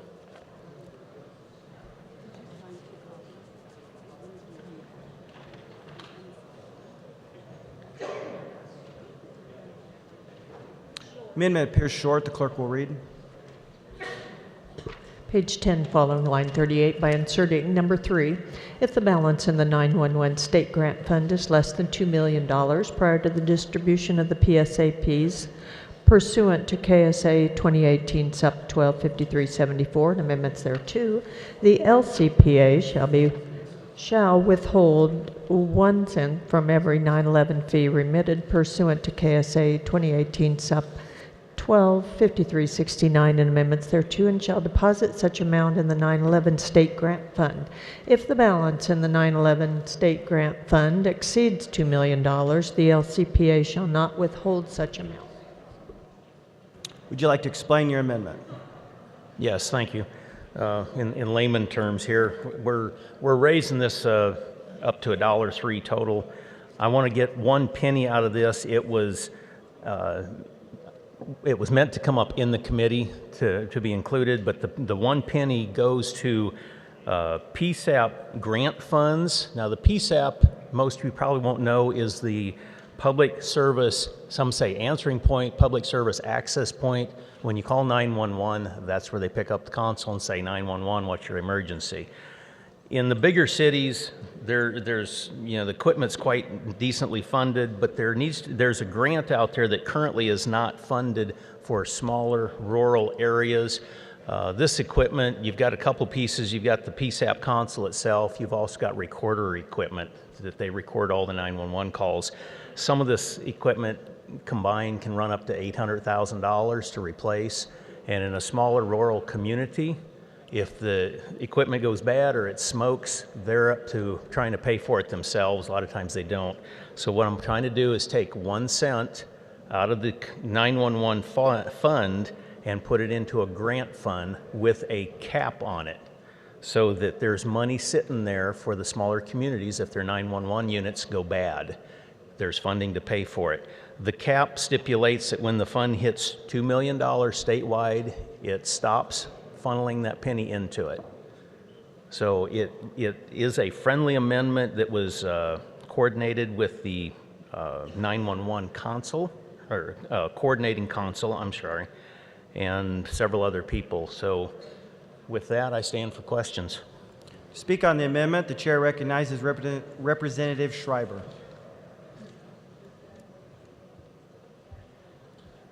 Thank you, Mr. Chairman. And just to reiterate what the previous speaker said, I would consider this a friendly amendment. It would be a way to fund the grant fund, and so I would urge your support of it. Thank you. For further discussion, the chair recognizes Representative Fraunfelter. Thank you, Mr. Chair. Did you bring this amendment in committee, or is this one? You brought two, one failed, one passed. Right? I brought three in the committee. Okay. One failed, two passed. This one was on our site. I was waiting for the 911 console, if you would, to get back with me saying they wanted me to bring it. That did not happen in time, so I did not carry it. Right after the meeting, they said, they quizzed me why I did not carry it. Well, you guys didn't get back to me, so now I'm trying to get it on there as an afterthought. Okay, thank you very much. Body, I will let you know, of the 105 counties, 10 counties do not participate with the 911. Wyandotte, Johnson, and there's 5 others I can't remember. But when you look at the population of the top 10 counties, that's 2/3 of the state. The 5 counties are talking about 50%. You're going to be paying for this, and you're not even participating in it. Now, I understand we need to be good neighbors and friends and help each other out. And from what I heard, the 911 people, they needed every penny they could get. So I think this is a good idea, but right now, till we vet it in committee or I talk to them, I urge you not to support this amendment. Thank you. For further discussion, the chair recognizes Representative Carmichael. Thank you, Mr. Chairman. I rise in support of this amendment, although I have serious problems with the base bill, and we'll talk about that in a minute. But I do disagree with my good friend from Wyandotte. The purpose of this amendment is to have, in essence, an emergency fund so that if one of these consoles goes down in one of these dispatch centers, the funds are available to replace it on an emergent basis, and that's something we need in order to keep the system operating. Now, as to whether or not we ought to have 117 of these centers with, I can't remember how many $1,000 consoles sitting in each one, well, I'll discuss that here in a few minutes when we get back to the bill. But I would actually urge an affirmative vote on the representative's amendment because it's something that does need to be done, and we can address the way money is being spent by this organization here in a moment. Chair recognizes Representative Neighbor.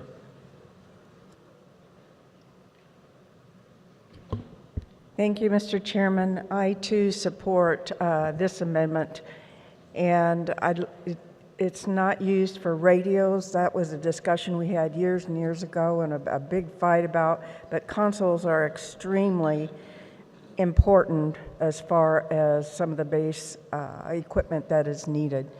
Second of all, if we are traveling across the state of Kansas and I'm not in Johnson County, I want somebody out there to help me if I call 911. So this is not just about us sitting in our homes and being in our home county, but accidents happen on the highway. We know that. So I ask for your support of this amendment and House Bill 2084. Does anyone else wish to speak on the amendment? Seeing none, Representative Delperdang, you may close. Thank you, everyone, for your comments on this. And Mr. Chair, I move my amendment. You've heard the motion by Representative Delperdang to amend. All those in favor say aye. Aye. All those opposed, nay. Ayes appear to have it. Ayes do have it. Motion passes. We're back on the bill. Chair recognizes Representative Carmichael.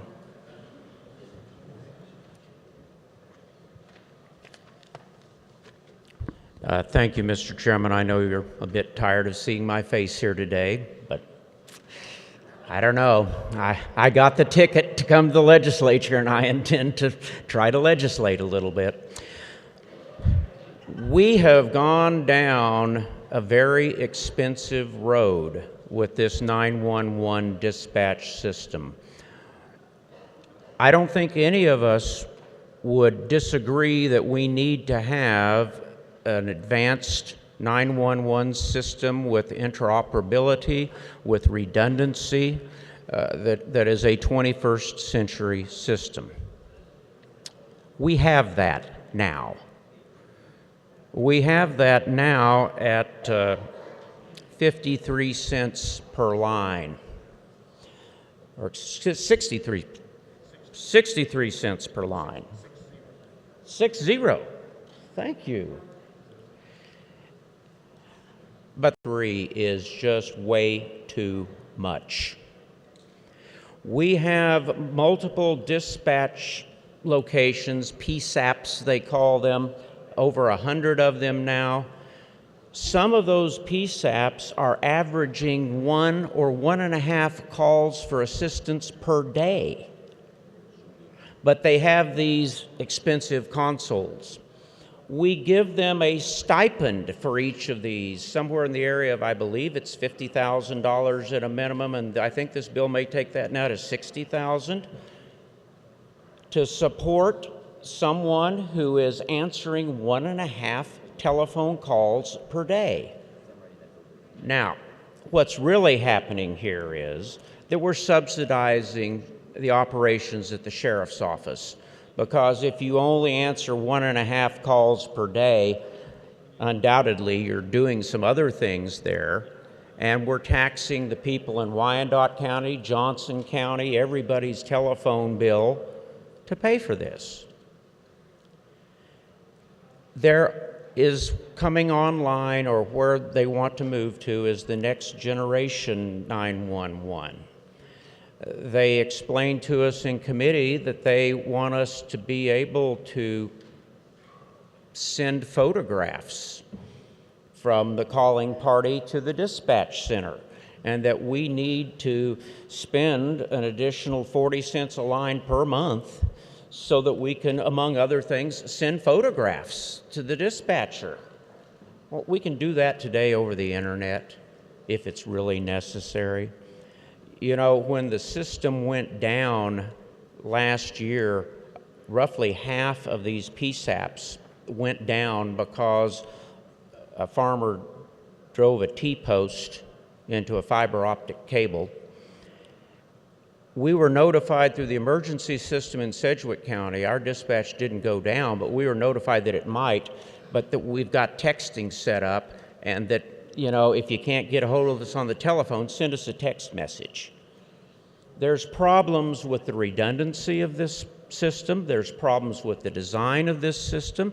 There's problems with funds being taken from everybody's phone bill to support dispatch centers that are getting getting 1 call a day. The folks from the coordinating council did not, in my judgment, make their case for an increase of 43 cents in this fee. They brought in a post-audit report that said they're spending their money properly, that right now they're not getting enough money to fund the system as it is, and that they want money to spend more money. Things like computer-aided dispatch. Okay? Computer-aided dispatch means that there's a dialogue on the screen for the 911 dispatcher to make sure they ask the right questions. Well, you know, in a county like Sedgwick, we probably need that, and quite frankly, the county commissioners ought to be paying for it.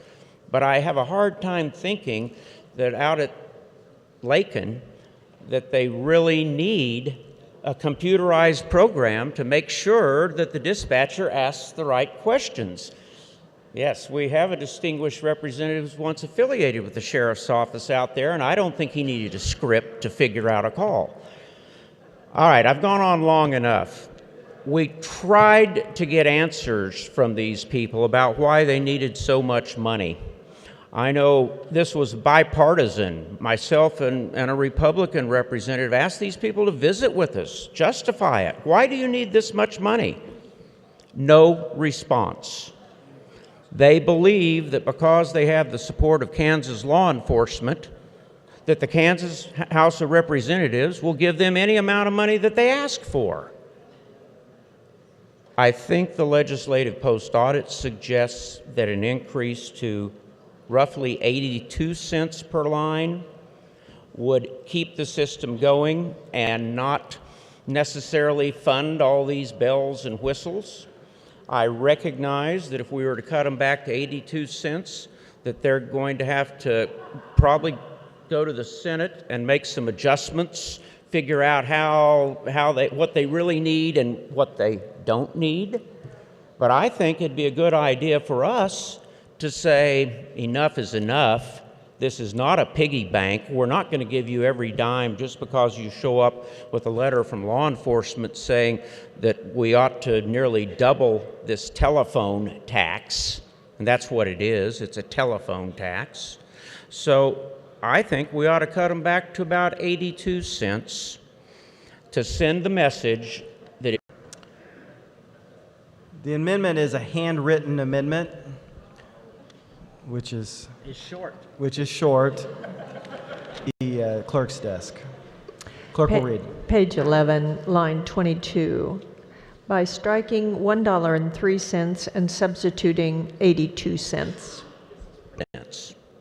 And I'm sure that the Senate, whose wisdom last year, as I recall, was not to pass this bill, they can go over there and they can justify the numbers. But I think at this point in the legislative process, we as the House of Representatives ought to say, you can't have every dime and dollar that you come in here wanting until you justify it.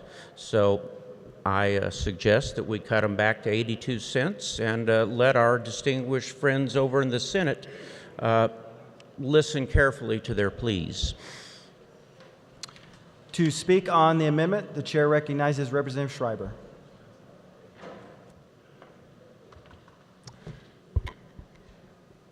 Thank you, Mr. Chairman, and thank you for the eloquence from our previous speaker.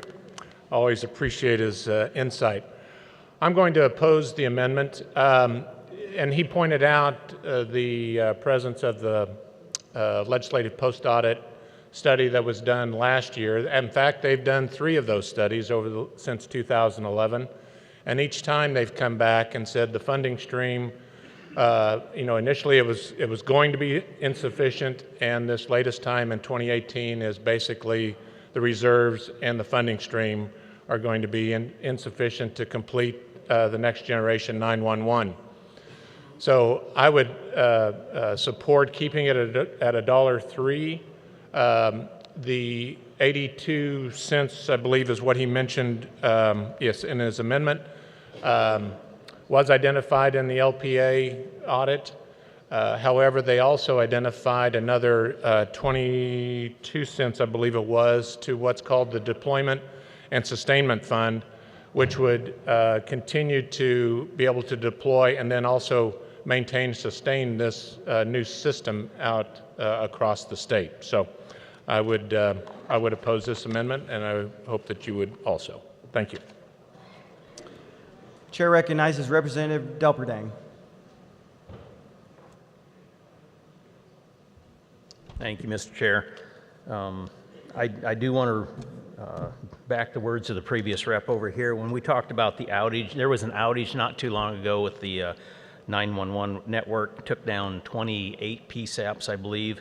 It was due to a farmer running a post into his field. I had some questions on that because it was almost the perfect storm. How did it take so many PSAPs down? Why? Out of one fiber cable. What we were told is when they went out to work on it and did testing, a technician got into the wrong circuit, which happened to be the backup circuit. But at the same time, I'm thinking the 911 system is supposed to be also backed up by LTE, long-term evolution cell phone networks. How do you run a telephone pole through a cell network. It just doesn't happen. So was concerned on that. As far as the price on this, I had some concern. I was talked several times with the vice chair here about who should run the bill or not. I had concerns about it just because it is a fee increase. So with that thought, the 82 cents has come up several times, and I'm tending to support it. That's just where my stance is on it, but I appreciate it. Thank you, Chair. Chair recognizes Representative Berquist.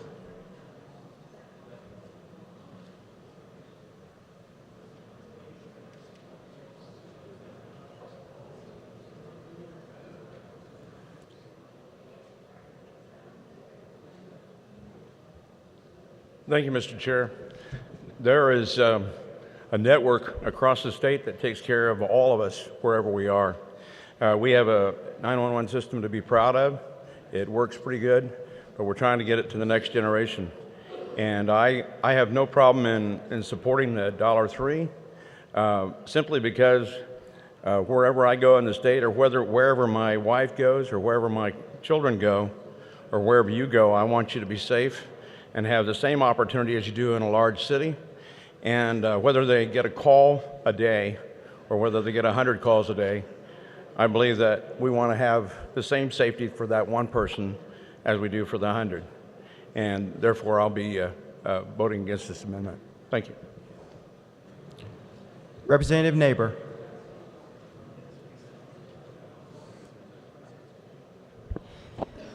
Thank you, Mr. Chair. While I know $1.03 per line is a lot, what is a life worth? And when you are out driving and you're not in your home county and you're out in Garden City or Wellsville and you can't get help, that would be a sad situation for anyone, loved ones, friends, anyone. Right now, we have NG 911 being deployed, but I'm afraid that lowering this will put a stop on it, will put a limit on it as to how far we can actually apply it across the state. I don't think we want to have the haves and the have-nots. We have enough of that in this chamber anyway, or that perception of have and have-nots. I don't like drawing lines in the sand, and just because I have it in my county, and you may never see it if we can't afford it, I don't believe that to be correct. We should all have the same opportunity for safety and well-being of all Kansans. Thank you, Mr. Chair. Seeing no one else, Representative Carmichael, you may close. Thank you, Mr. Chair. This is a red letter day. You see, we have true bipartisanship here today. We have both parties in favor of the amendment. We have both parties opposed to the amendment, and that's absolutely fine. I think that's a really good thing that we can have that kind of a discussion. With due respect to my colleague from the minority party, we are not talking here about shutting down the system. We're not talking about endangering the public, because what I'd really like to do is just defeat the bill. Then they wouldn't have enough money to keep the system running, and they'd have to come back with a better idea and be fiscally responsible. But 82 cents, according to Post Audit, gives them the money that they need to keep this present system operating.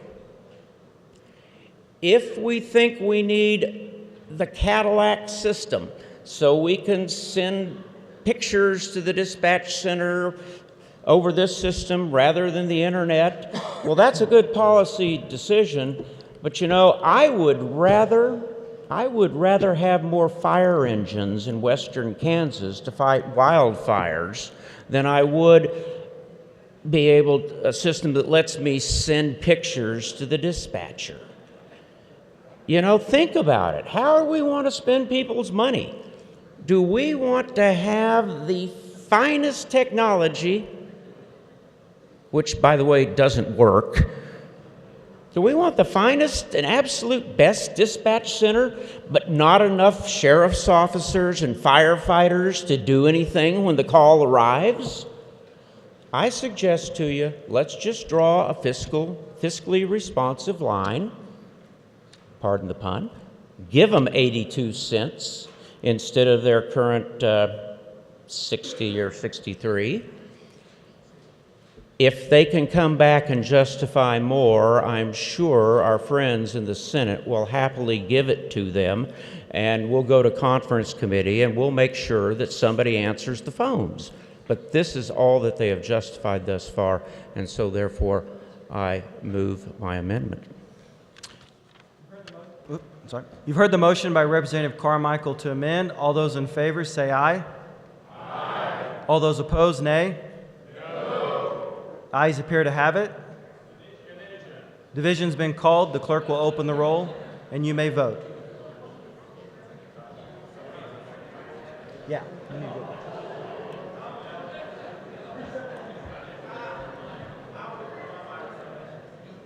Can he do that? Can he withdraw? Can he withdraw it? Nope. We're still on division.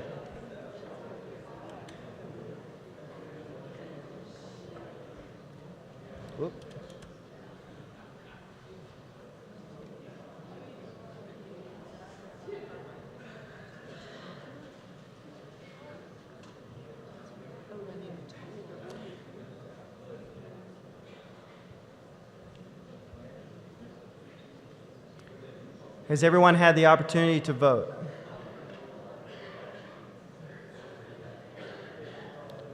The clerk will close the roll.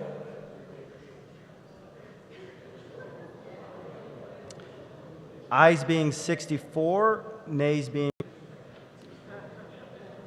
We're back on the bill.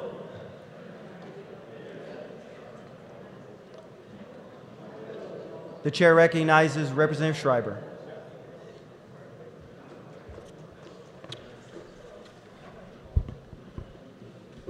Thank you, Mr. Chairman.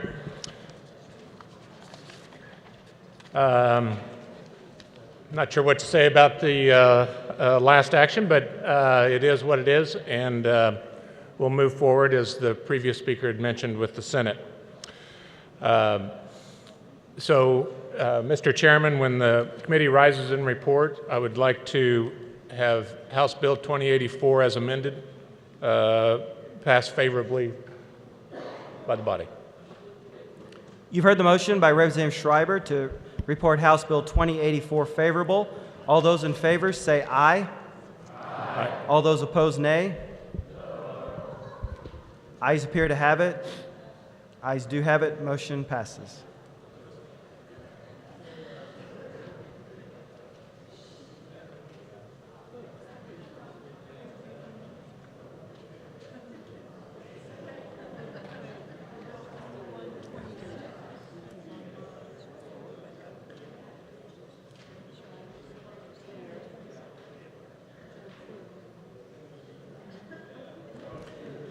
Next item up for business is House Bill 2126.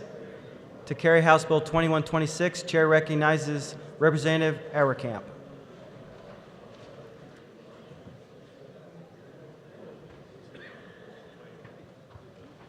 Thank you, Mr. Chairman. There were committee amendments. I move the adoption of the committee report. You've heard the motion. All those in favor say aye. Those opposed, no. Motion passes. Committee report is adopted. You may continue. Thank you, Mr. Chairman. House Bill 2126 adds electric assisted scooters to the Uniform Act regulating traffic on highways. The bill adds a definition of electric assisted scooters to the act. The bill states that these scooters must follow bicycle laws, except that the scooters will not be allowed on federal or state highways. However, the scooters will be allowed to cross those highways. The bill includes a $45 fee for violations. That fee is similar to bicycle violations. The bill was brought by the Kansas League of Municipalities just across the country, and also I think in Kansas now we're starting to see electric scooters from different companies be put into larger cities for transportation.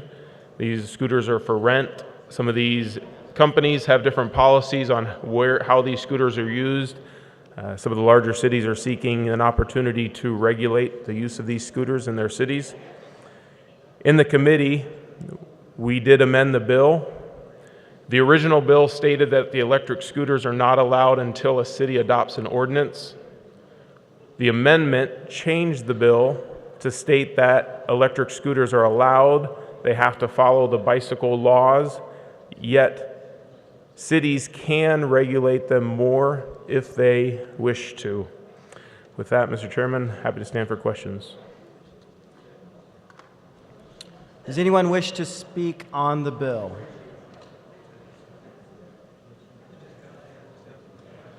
Seeing none, Representative Arrowcamp, you may close.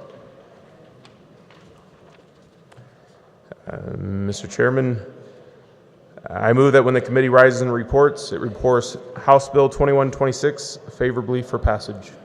You've heard the motion by Representative Arrowcamp to report House Bill 2126 favorable. All those in favor say aye. All those opposed say nay.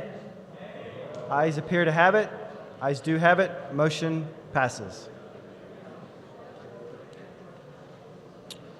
Next up is House Bill 2167. To carry House Bill 2167, the chair recognizes Representative Corbett.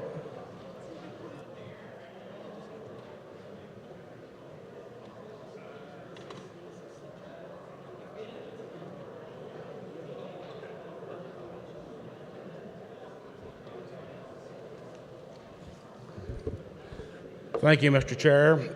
There were committee amendments, and I move for the adoption of the committee report. You've heard the motion. All those in favor say aye. Opposed, no. Motion passes. Committee report is adopted. Please continue. Thank you. This is truly a real revitalization bill. This will allow farmers and ranchers who have had crop deprivation, but more importantly, it'll provide stimulation in each county for a landowner to buy a transferable deer tag. The nice thing about this is it really does not establish a new hunting license. The transferable tag's already there. Basically, the change will be that the landowner can now, if this passes, transfer the permit to an out-of-state hunter. This is very narrowly drafted. All the out-of-state tags must be dispersed in the unit before the landowner can apply. It is one deer tag per landowner, and that's regardless of acreage. From 80 acres to 8 million, it's one tag. This is truly an economic situation. To give you an example, in the last 3 years,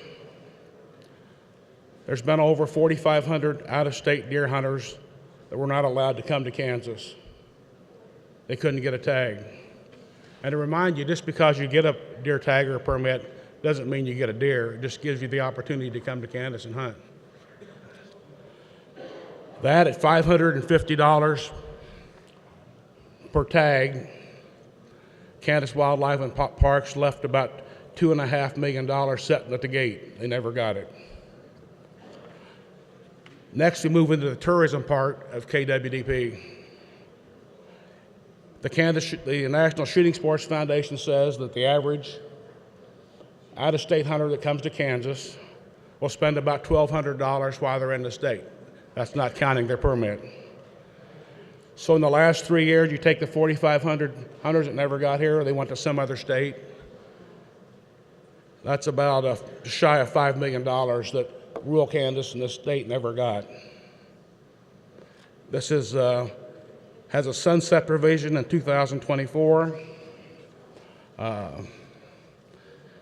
All Kansas agencies have sent a memo out, and since 2006, deer accidents have been on an increase since then. Since 2012 to 2016, there have been 48,000 vehicle hits with deer. 30 people have lost their lives. and almost 2,800 people injured. So the deer are there. The farmers would like to have a chance to get in on the situation. What people don't realize is that the farmers and the ranchers, they supply and provide like the distribution center. There's 43 million acres of farm ground in this state. That's a lot of ground. And they let wildlife and parks use that, and everybody gets to hunt on it for free. Not only to do that, the farmers and the ranchers, they raise all the game for free. The state owns it all, but the farmers and ranchers raise it. They feed them, they take care of them, and so on. And basically all they're asking on this deal is a chance to be a player. You would think if someone provided, and if this was a business model, if somebody gave you a free distribution center and your inventory for free, you think you'd work very hard to keep these people happy. And all they're asking is for one chance to buy a transferable deer tag. And with that, I'll stand for questions.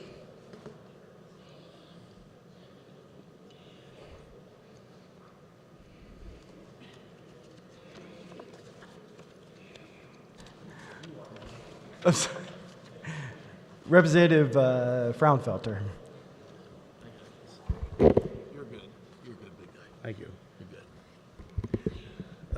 This was a lively debated subject in committee, and I don't disagree with the representative what he's saying, but I think I have an amendment that'll help make it a little bit better.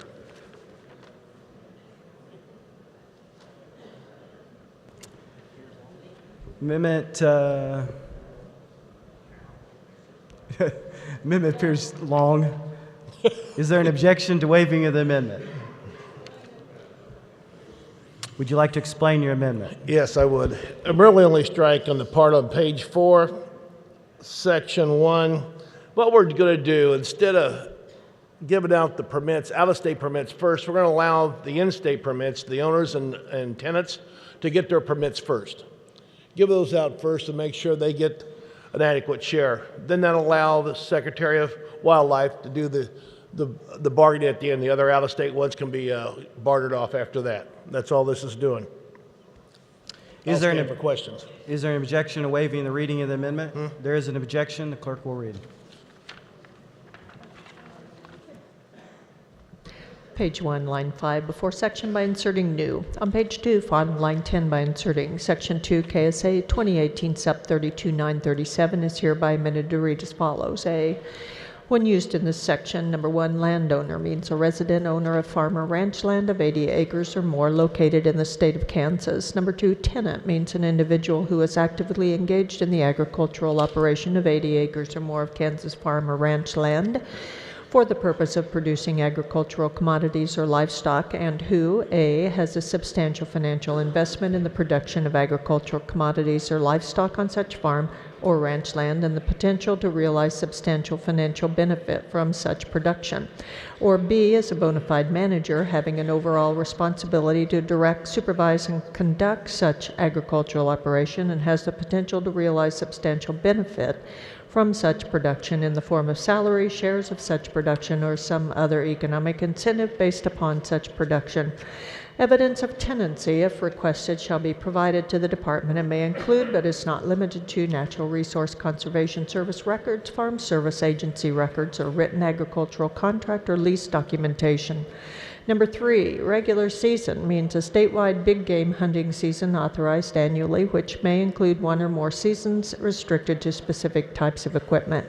Number 4, special season means a big game hunting season in addition to a regular season authorized in an irregular basis or at different times of the year other than the regular season. Number 5, general permit means big game hunting permit available to Kansas residents not applying for big game permits as a landowner or tenant.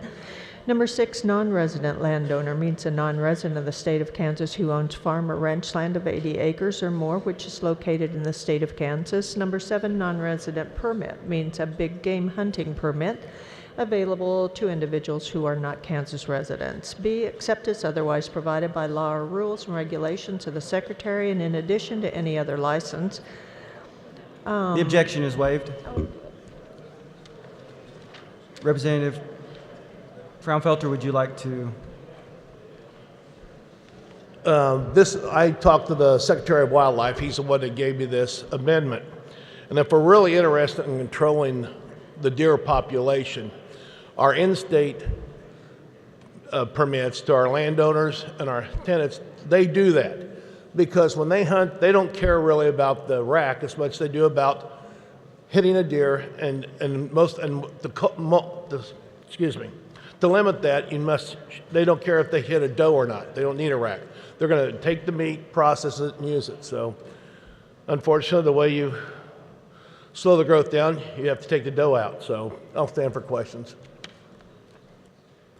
To speak on the amendment, Chair recognizes Representative Corbett.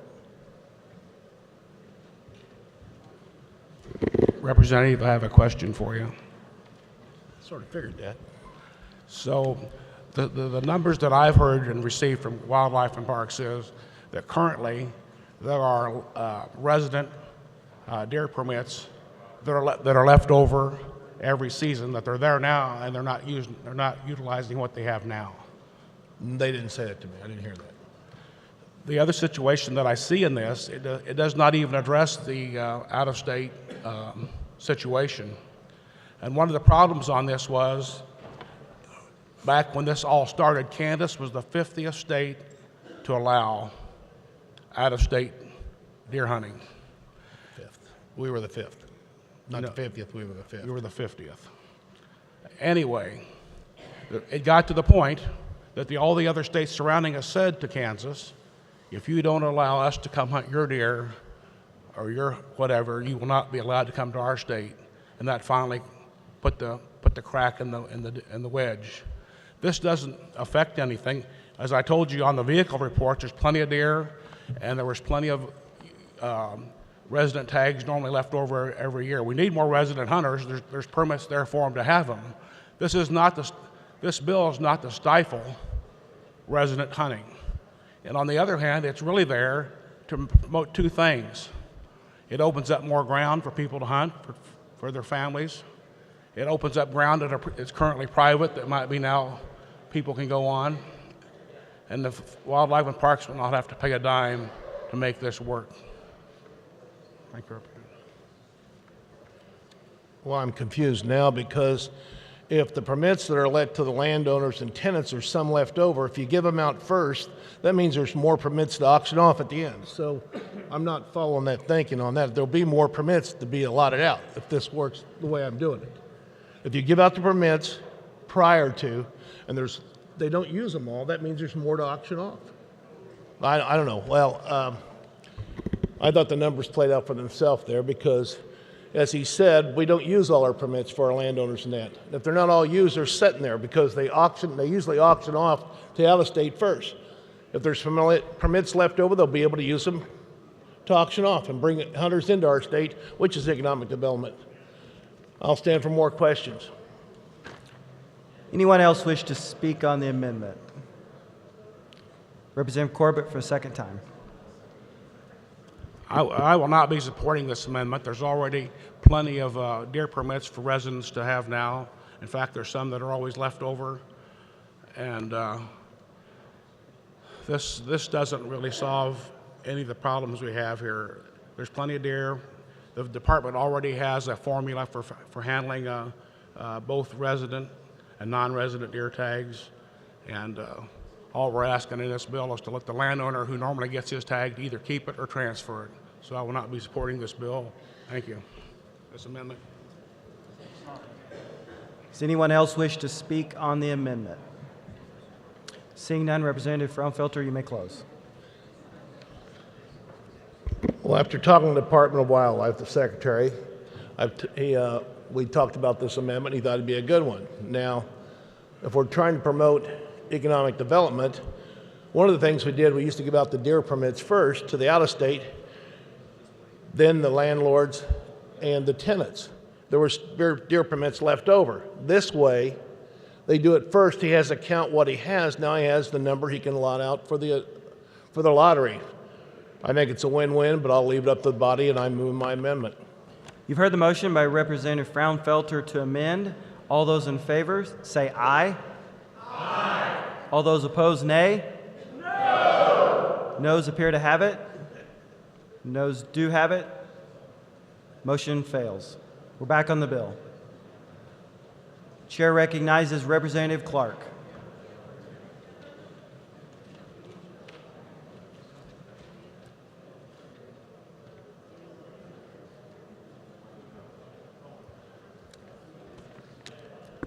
Thank you, Mr. Chairman. Body, this is the third time that I'll be voting no on this bill. And there are a number of reasons why. The first being, I've heard a lot of talk about we have plenty of deer, there are too many tags left over, and some of these things may or may not be true. Since Harvard Magazine came out with ages of the representatives in this House, I'm not going to give anything away, but I hunted in the first deer season Kansas ever had. I had finished high school, spent 6.5 years in the Marine Corps, and was enrolled at Emporia State when they had the first deer season in this state. And I've been through it where you didn't have a lot of deer in Kansas. And I appreciate the deer herd and the size of the deer we have in Kansas, which is exactly why people want to come to Kansas and hunt. They want to hunt big buck deer. They're not interested in killing does. The does are the ones that basically expand or control the herd size. And that's where Fish and Wildlife come into managing the herd. They actually request that residents kill does, which I regularly do. Now, I took it upon myself this past week to contact 10 outfitters in the state of Kansas randomly. I just went on the internet, looked up deer outfitters, and called 10 of them. 4 of the 10, I'm assuming, were farm operations too, because those 4 said that they hunted over standing corn that they leave in the field. The other 6 said that they provide hunters to hunt over corn feeders. So when I hear that farmers are having trouble with deer, I'm wondering why they put out corn to attract them for hunters. I also looked up landowner tags and how the tags were handed out and who they were allotted to be given to by the landowner. They can give them to family. But the family has to be blood family, which means they can't give the deer tag to an uncle, a grandson, a nephew, a sister-in-law, brother-in-law. It has to be a bloodline family member, which brings me to the point, if we can't give the tag to a family member, why do we sell them to out-of-staters? As far as the representative mentioning that we were the last ones to allow hunters to come to Kansas, and they weren't going to let us Kansas hunters go anyplace else, I don't know of Kansas hunters that want to go anywhere else. We have the biggest deer in the country. I lived in Iowa for a while. They've got nice deer up there. They're no bigger than Kansas. I also lived in Alabama for a while. And I can tell you in Alabama, if you go deer hunting, you're taking your life in your own hands because there's not enough places to hunt, which is what Kansas is becoming. When I was a kid, the rule of the land was if the gate was open, you could hunt. I grew up as a coyote hunter, so at any rate, that was the rule of the land. Today, you stop and ask somebody if you can hunt, and you almost get run off of the property.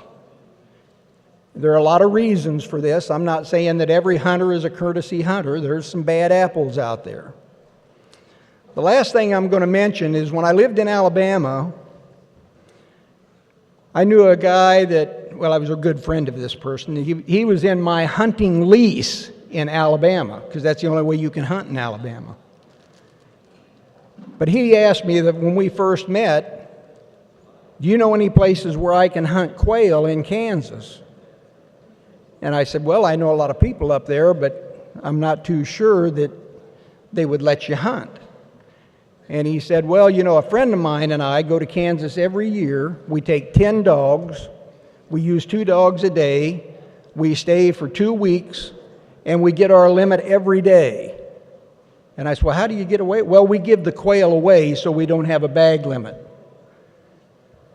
And I about fell over. So the next time he asked me if I knew where he could come up to Kansas and hunt, I said no. Kansas used to have a great quail population. Now it's sparse.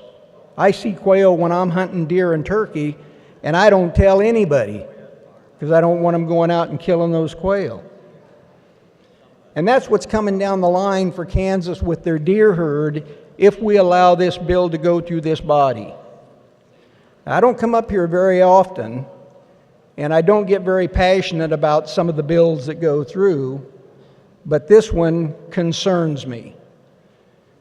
In the last 5 years that I've been here, we've voted this thing down twice, and I'm urging you to vote it down again. Thank you very much. Thank you, Mr. Chair. Chair recognizes Representative Blex.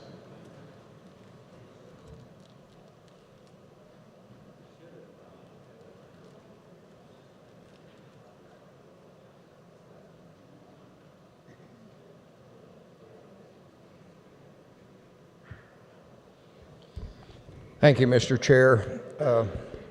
I guess I have a passion in this too. I spent 28 years working for the Wildlife and Parks. Back then it was Fish and Game. Have a lot of deer history, and I can remember when we had 1,200 deer tags in Chautauqua County, the old Unit 12 area in '65, which was our first deer season. And one of the things that's happened is Kansas ranks about number 5 in the nation in the number of Boone and Crockett and Pope and Young bucks, which is basically the system to score either a rifle-taken deer or a bow kill. So everybody wants to get into Kansas. And Kansas currently has about 22,000 non-resident permits, and we have a 97% fill rate. So there was only 247 left that went unfilled of non-residents. Kansas is simply the highest state of any surrounding state that allows non-resident deer. Iowa is less than 5%. Nebraska is 5%. Colorado is about 14%. So Kansas is sitting at 24% of the total number of non-residents. And we're having a lot of non-resident hunters come in. And one of the complaints I hear a lot, even from outfitters, I called 4 outfitters, and 3 of them said, don't do this. We're fine. We don't need any more hunters. We're filling it. 97% ratio is a pretty good deal for all of us. We're happy with what's going on. A survey that Kansas Wildlife and Parks done indicated that 53% of Kansas residents oppose giving additional non-resident permits. And the reason they oppose it, and the representative was right, the Kansas residents, deer hunters, it is declining. And one of the major reasons it's declining is the fact that when a non-resident comes in and they pay big bucks to lease a land, it pretty well shuts the land down for any other type of hunting to local area residents. So that lets the young kids growing up, they don't have a place to hunt and they may be a neighbor. So that's really a problem. 80% of Kansas deer hunters want the permit system simplified. Adding a transferable deer tag, when I worked with the department, it was an absolute nightmare. So this doesn't do anything to simplify it, it complicates it. And also, when you talk about deer management, it's a lot about age class. And in order to get a trophy buck up to any size, you've got to have that deer about 3.5 to 4.5 years old. And a lot of states shoot their deer, have a high 70-80% harvest rate of 1.5-year-old deer. And that's the little forkies and spikes that you see around a lot. So that's one of the reasons I suggest to you, let's let the wildlife and parks professionals, the biologists manage the deer. They've been doing a great job. It's a fantastic economic resource. The landowner does control the access. You in this room and the people of the state of Kansas own all the wildlife. But the landowner that owns land actually controls access. So he has the ability, he or she has that ability to charge an access fee, and many do, to get on that to provide income. And with that, I'm going to close and ask that you oppose this. This is also my third time up here, and we run this around, and I think Kansas is doing a great job. So I'd ask you to not support this bill. Thank you. Chair recognizes Representative Waymaster.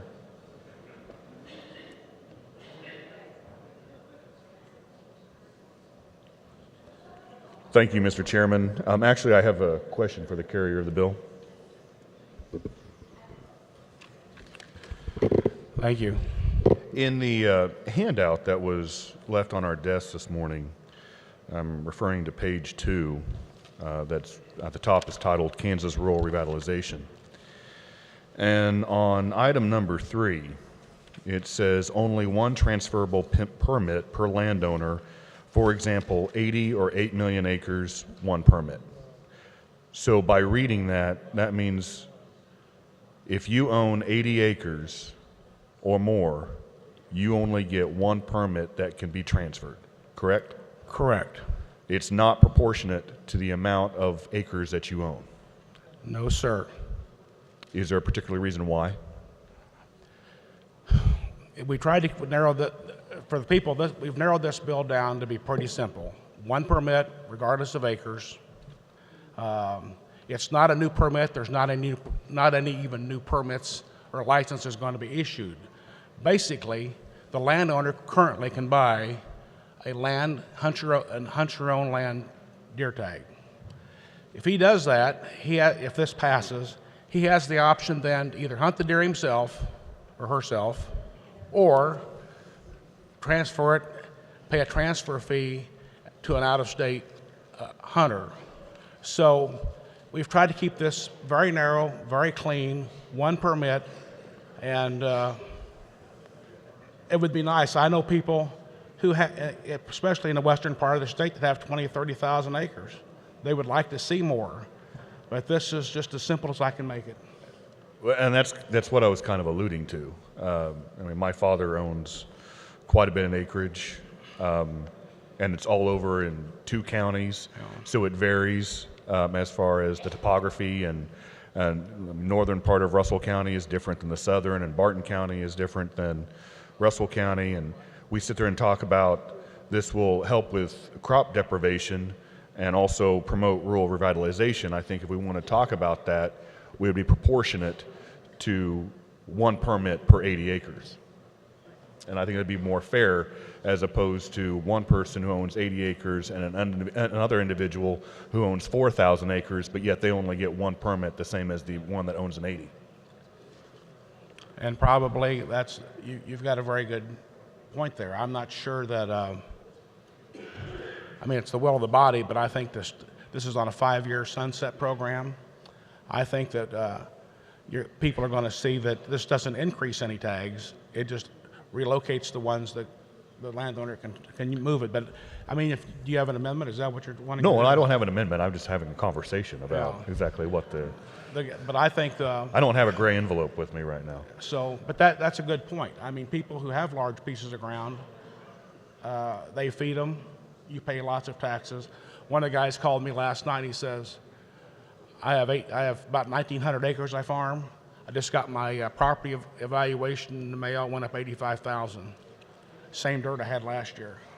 So, well, I understand where you're coming on that. But I think for today, if we can get this going today, with as simple as it is, it'll be a good start. Well, and it's not uncommon for when I come home and it's dusk, and my house sits on a section and a half of land, and numerous times I've driven in the driveway and there's a herd of deer crossing in my front yard.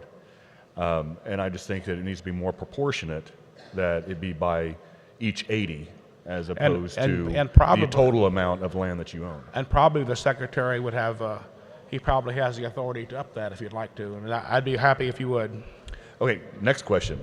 So let's talk about individuals who may own thousands of acres of land, but they may have them titled or deeded in different entities.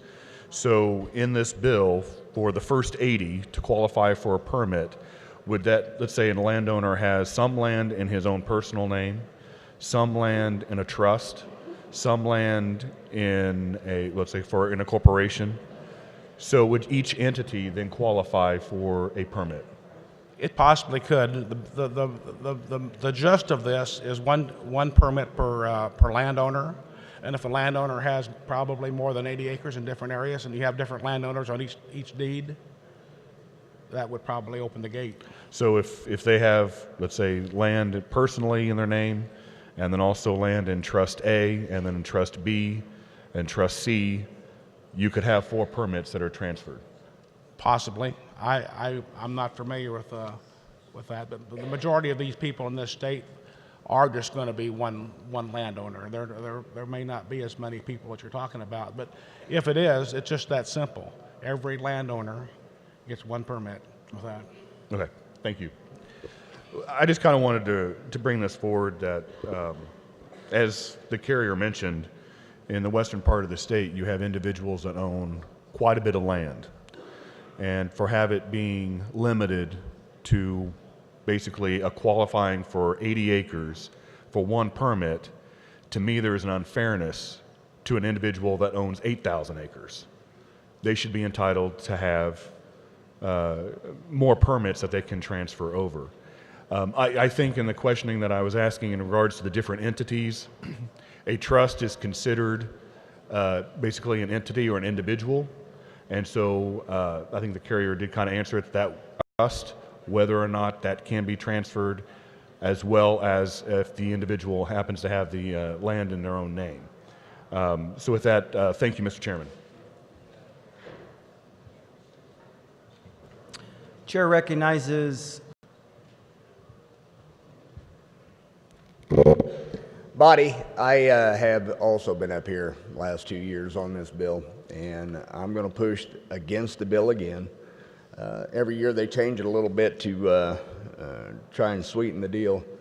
The basic premise is this. You got 2 different sides to the hunting population in Kansas. You got those of us who actually grew up hunting, and it's kind of a tradition thing, but it's also a way we put meat in the freezer. And that's becoming less and less affordable.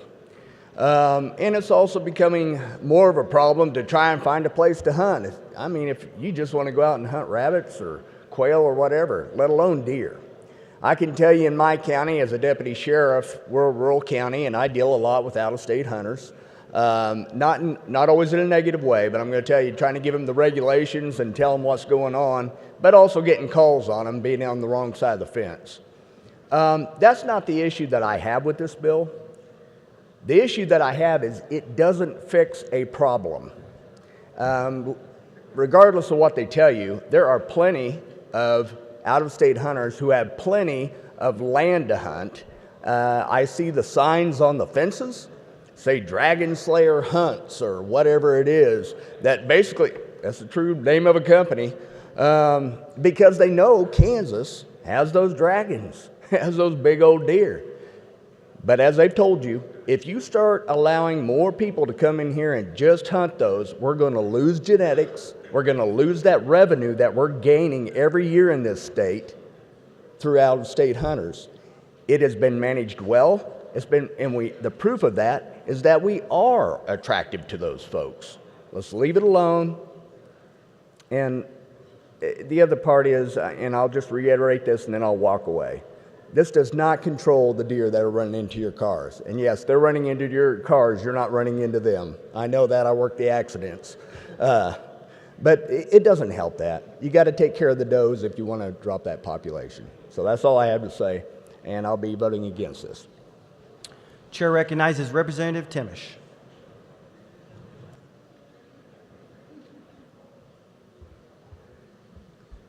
Thank you, Mr. Chairman. I come down here to speak to this a little bit, and one of the things I'm going to reiterate on is that the carrier of the bill put a sunset on this at 5 years. You know, I'm going to support this bill just for that fact, and we'll take a look at it. You know, I truly don't think this is just that bad a deal, and there's some opportunity out there for some landowners here, so I just want to give him the support and say 5 years, it can go away. Chair recognizes Representative Hibbard.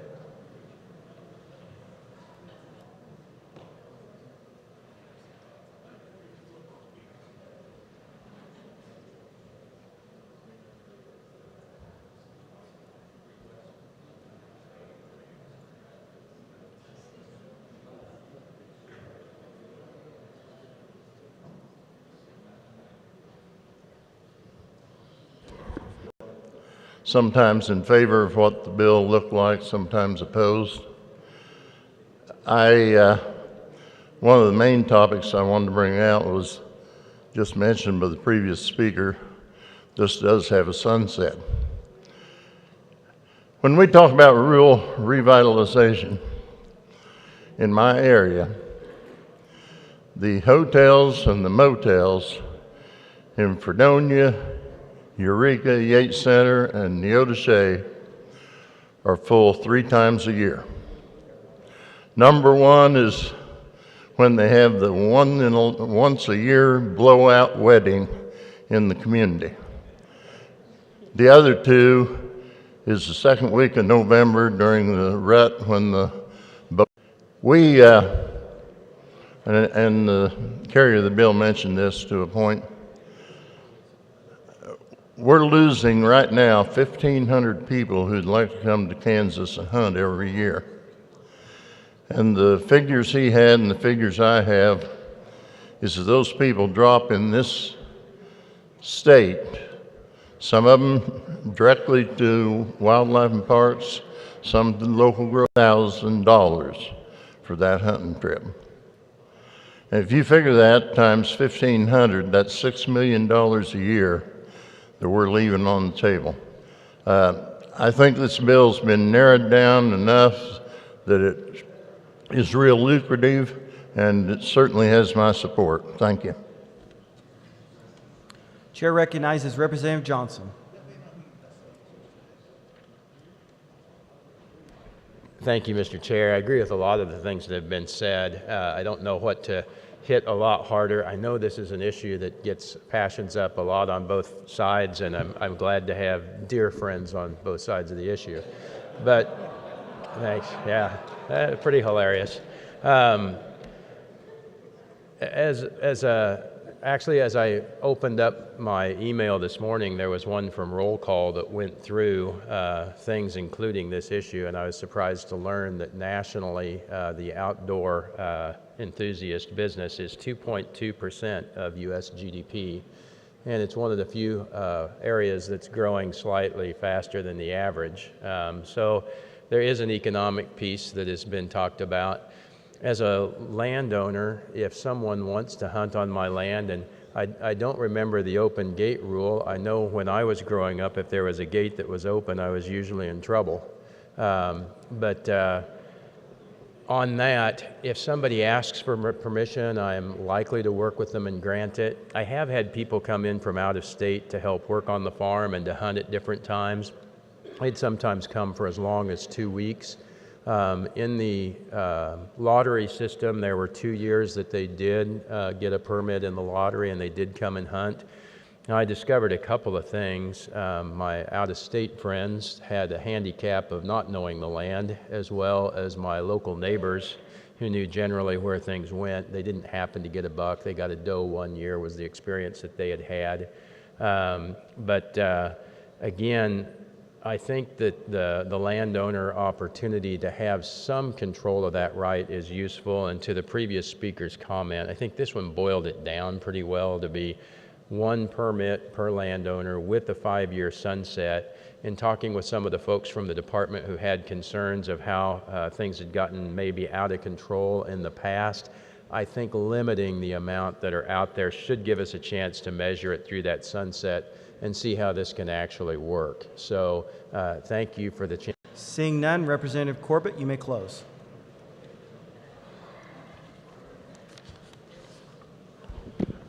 As always, some of the comments made here have nothing to do with the bill. First of all, Chief Counsel for Kansas Wildlife and Parks, Chris Tymerson, testified about a year ago. I don't think the deer transferable permits will have anything to adjust the deer population. We're not really getting more permits out. We're just allowing the landowner to give up his permit to an out-of-stater if he so wants to and bring somebody new in here. And I know that those of you who do not live in the rural areas, like one representative said, there will be people who deer hunt and maybe come back and see how great Kansas is and maybe move back. And with that, Mr. Chair, I move that when the committee rises and reports, it reports House Bill 2167 favorably for passage. You've heard the motion by Representative Corbett to report House Bill 2167 favorable. All those in favor say aye. Aye. All those opposed say nay. No. The ayes appear to have it.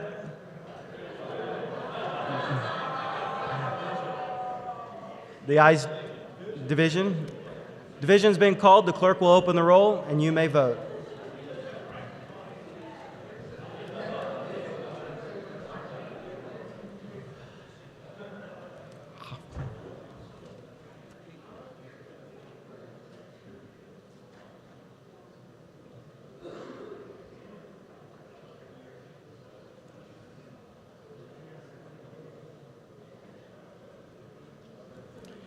Has everyone had the opportunity to vote? The clerk will close the roll.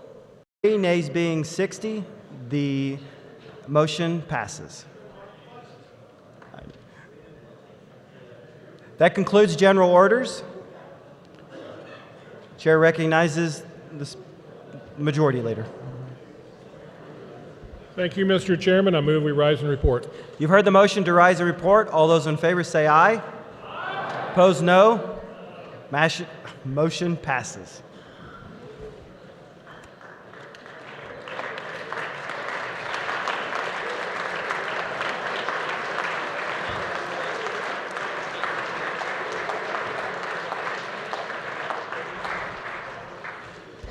Clerk will read the committee report. Mr. Speaker, your Committee of the Whole recommends House Bills 2103, 2140, 2174, 2177, 2191, 2209, 2147, 2239, 2084, 2126, and 2167 be passed as amended.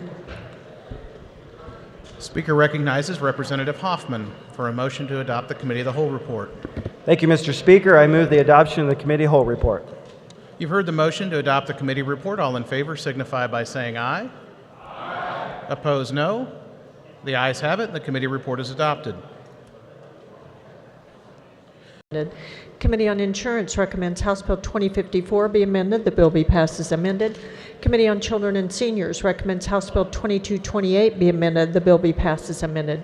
Committee on Health and Human Services recommends House Bill 2066 be amended. The bill be passed as amended. Committee on Health and Human Services recommends House Bill 2082 be amended. The bill be passed as amended. Committee on Health and Human Services recommends House Bill 2307 be amended. The bill be passed as amended. Committee on Insurance recommends House Bill 2213 be amended. The bill be passed as amended. Are there announcements?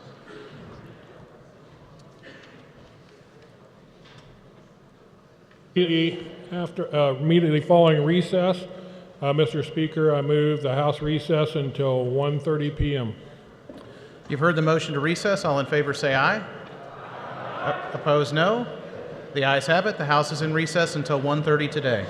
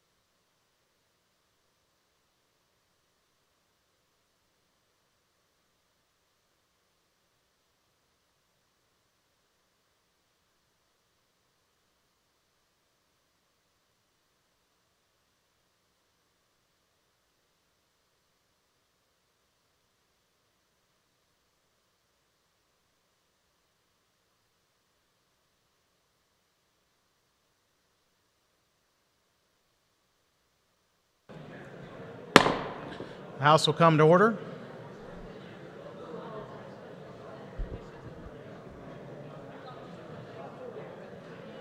Speaker recognizes Majority Leader Hawkins for a motion to resolve into the Committee of the Whole. Thank you, Mr. Speaker. I move the House resolve itself into the Committee of the Whole for the purpose of considering those items under the heading of General Orders. You've heard the motion. All in favor signify by saying aye. Opposed, nay. The ayes have it, and the motion carries. The Chair appoints Representative Vickery to chair the Committee of the Whole today.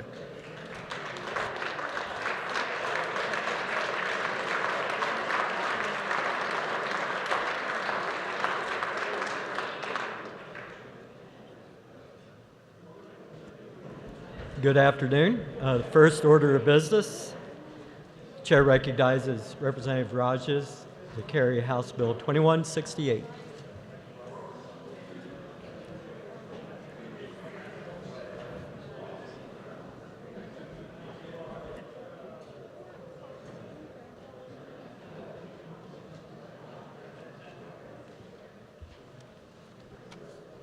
Thank you, Mr. Chair. There were committee amendments. I move the committee report. You've heard the motion. All those in favor signify by saying aye. Those opposed, no. The committee report is adopted.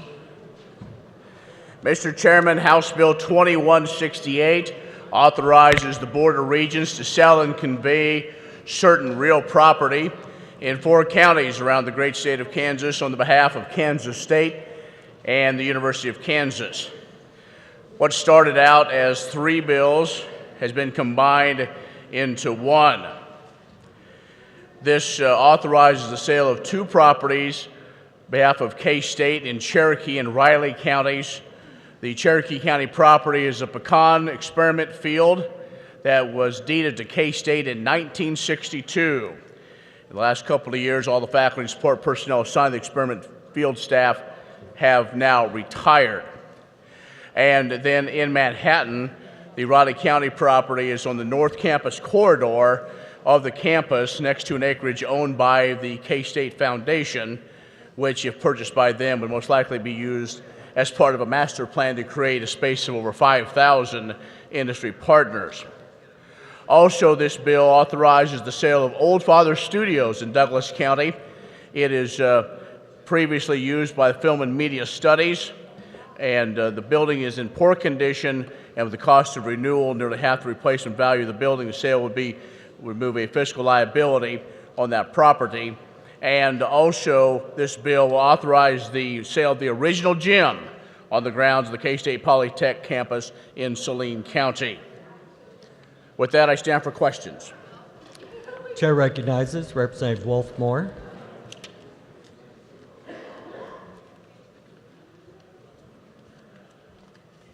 Thank you, Mr. Chair. The only thing I can add to this discussion, because the properties were explained very well, is the proceeds will go back to the universities to use for deferred maintenance. Now, normally, because of legislation we previously passed, surplus property is split between the agency, 20%, in this case the universities, and the state government. Because these properties were gifts from people to the universities, the committee felt, and I agree, that the money should go back to the university. So I stand in support of this bill, and thank you very much for your attention. Any other member wish to discuss the bill? Seeing none, Representative, you may close. Thank you, Mr. Chair. I move that when the committee rises and reports, it report House Bill 2168 favorable for passage.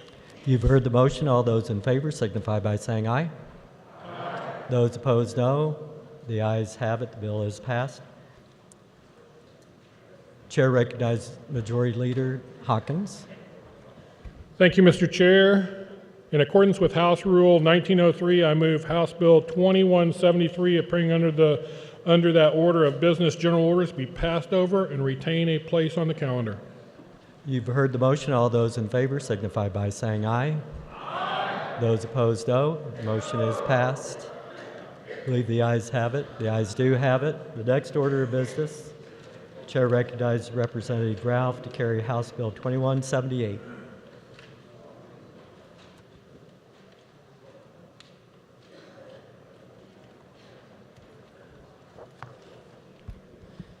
Thank you, Mr. Chair. There were committee amendments. I move the committee report.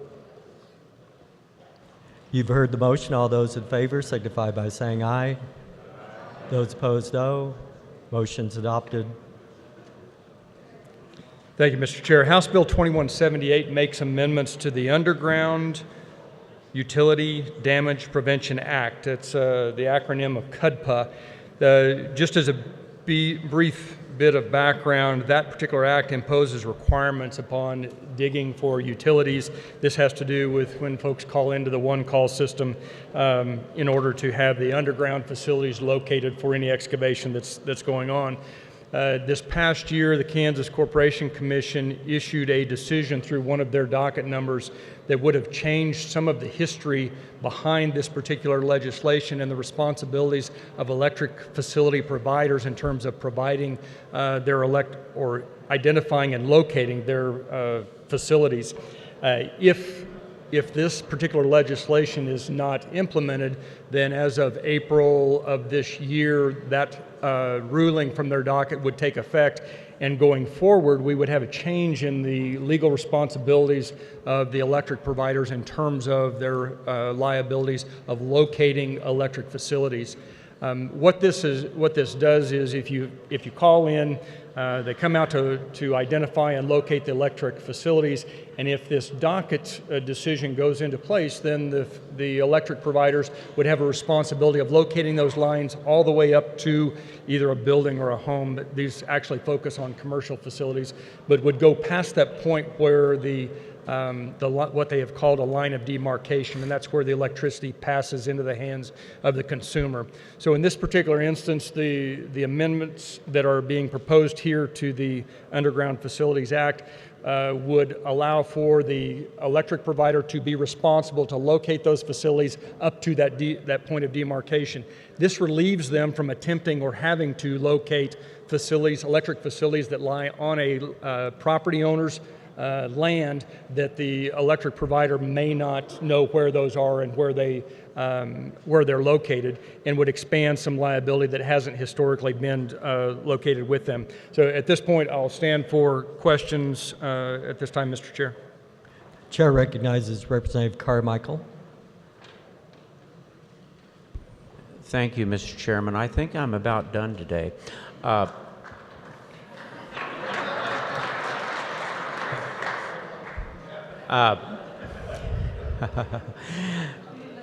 To elaborate just a little bit on my friend the Vice Chair's remarks, which are in fact entirely accurate, the law in Kansas, the black letter law under the CUPTA Act, has not changed.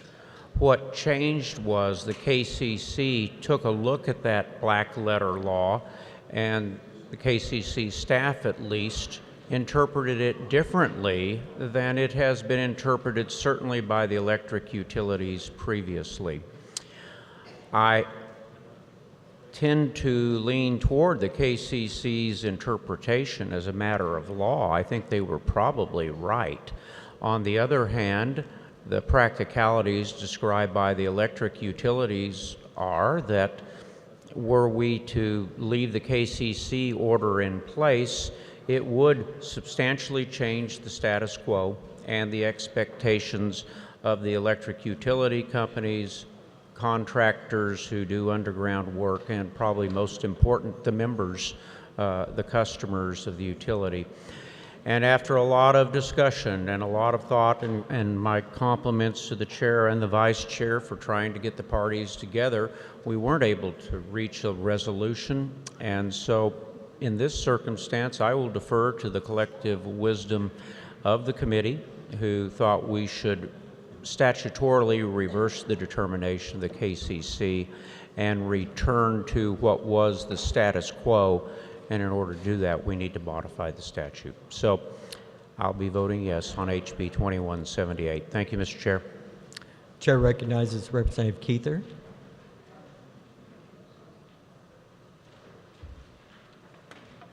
Thank you, Mr. Chairman. I rise in support of House Bill 2178.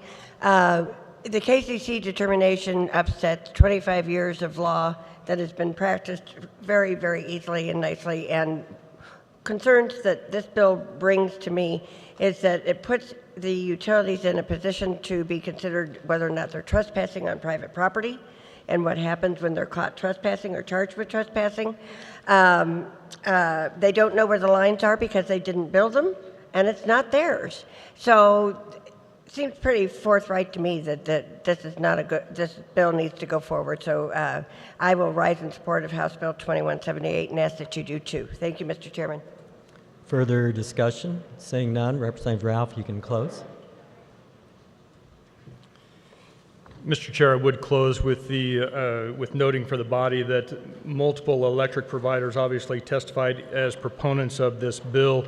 Would note that both the Kansas Corporation Commission, the Kansas League of Municipalities, and the City of Overland Park testified as neutrals on this particular legislation. So even though their particular ruling was involved, they were a neutral on this and participated in conversations all the way along. So, Mr. Chair, at this point, I move that when the committee rises and reports, it reports House Bill 2178 favorable for passage. You've heard the motion. All those in favor signify by saying aye.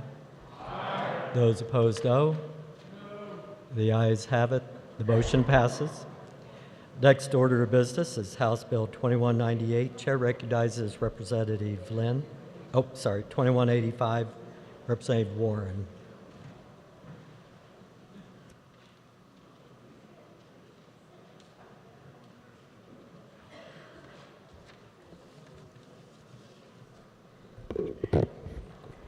Thank you, Mr. Chair. Mr. Chair, there were committee amendments. I move the adoption of the committee report. You've heard the motion. All those in favor signify by saying aye. Those opposed, no. Committee report is adopted. Thank you, Mr. Chair. This bill arises out of Health and Human Services Committee, on which I'm a member and I'm proud to serve. It's a bill concerning naturopathic doctors' scope of practice, and it adds diagnostic imaging to their scope of practice. And what it really does, it's a technical fix to a misleading statute. The old statute talked about naturopathic doctors could not administer ionizing radiation, and ionizing radiation can also be radiation therapy to treat cancer.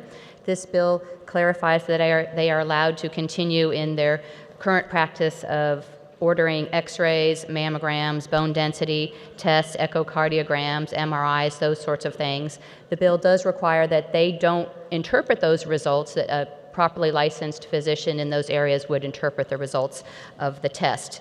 The bill was brought to the committee through proponent testimony by the Kansas Naturopathic Providers Association. There was no opponent testimony, and this bill would put in place the best common practice for naturopathic doctors and is a clarification of current practice. And with that, Mr. Chair, I will stand for questions. Chair recognizes Representative Bernan.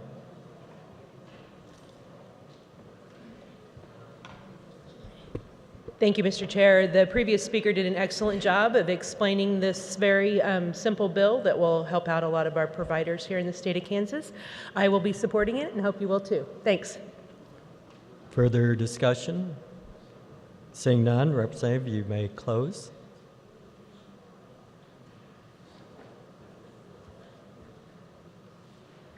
Thank you, Mr. Chair. I move that when the committee rises and reports, that it reports HB 2185 favorably for passage. You've heard the motion. All those in favor signify by saying aye. Aye. Those opposed, no. Motion passes. Now the next order of business is House Bill 2185. Chair recognizes Representative Lynn. 2198. Get my numbers mixed up. Chair recognizes Representative Lynn.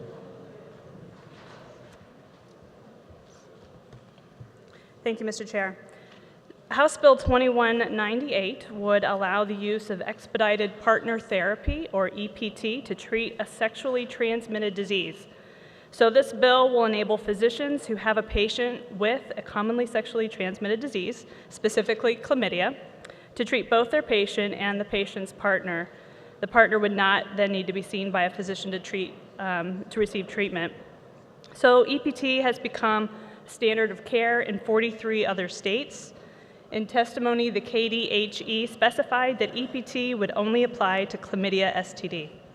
Now, this is really important because it could potentially decrease the rate of STDs in Kansas and improve female and maternal health, specifically ectopic pregnancies, sterility, and miscarriages. This will also decrease rates of newborn chlamydia eye infections, which can lead to blindness. Most repeat infections are due to re-exposure by an untreated partner, so this bill's goal is to prevent that reinfection.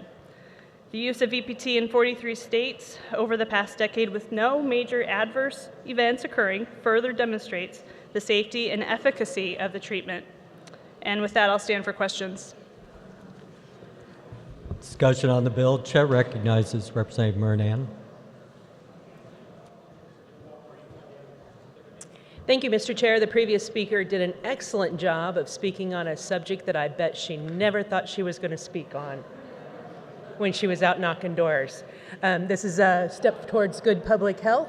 I hope you'll support it. Further discussion on the bill. Chair recognizes Representative Concanon.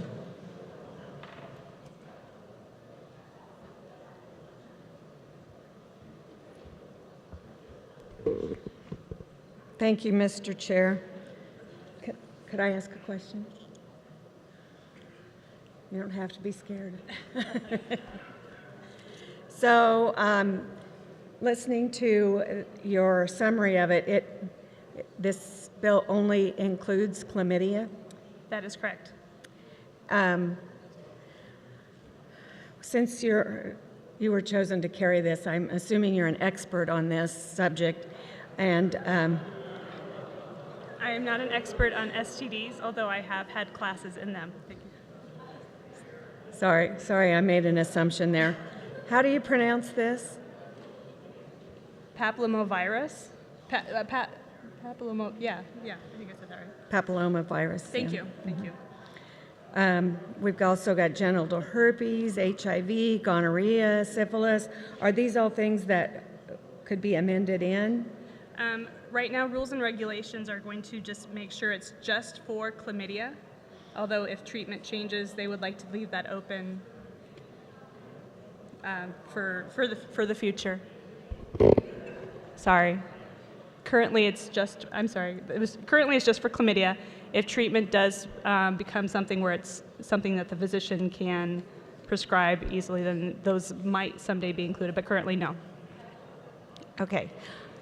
I support the bill. I know this is a serious topic, but I couldn't resist coming up and giving you a little bit of a hard time since you got by with your first bill without a hard time. So anyway, welcome to the legislature.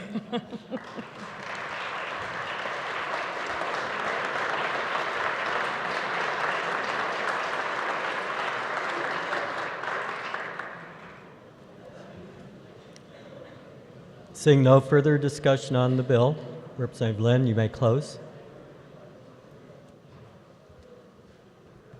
Thank you, Mr. Chair.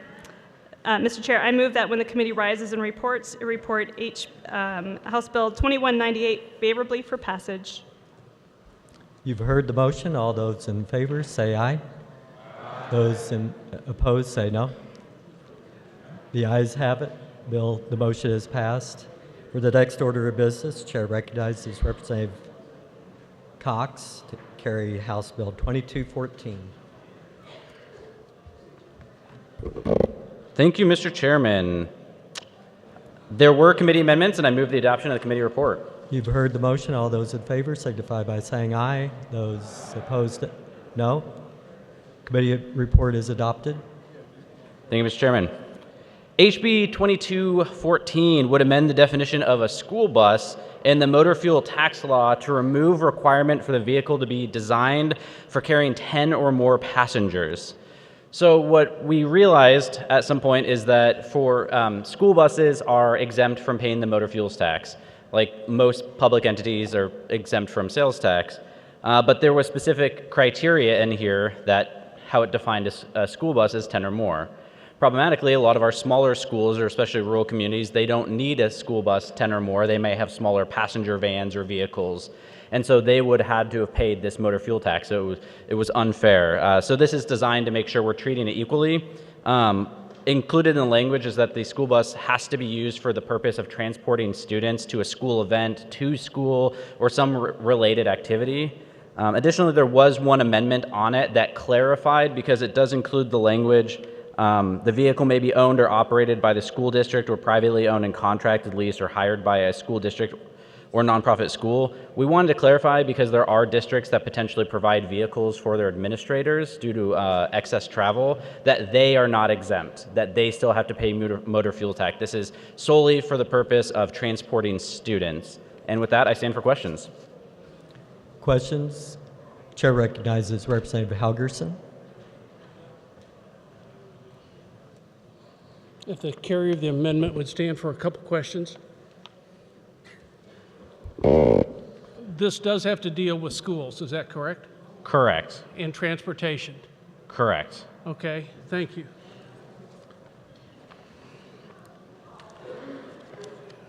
No, I don't have an amendment. I just thought the bill's fine as it is, and I appreciate your support.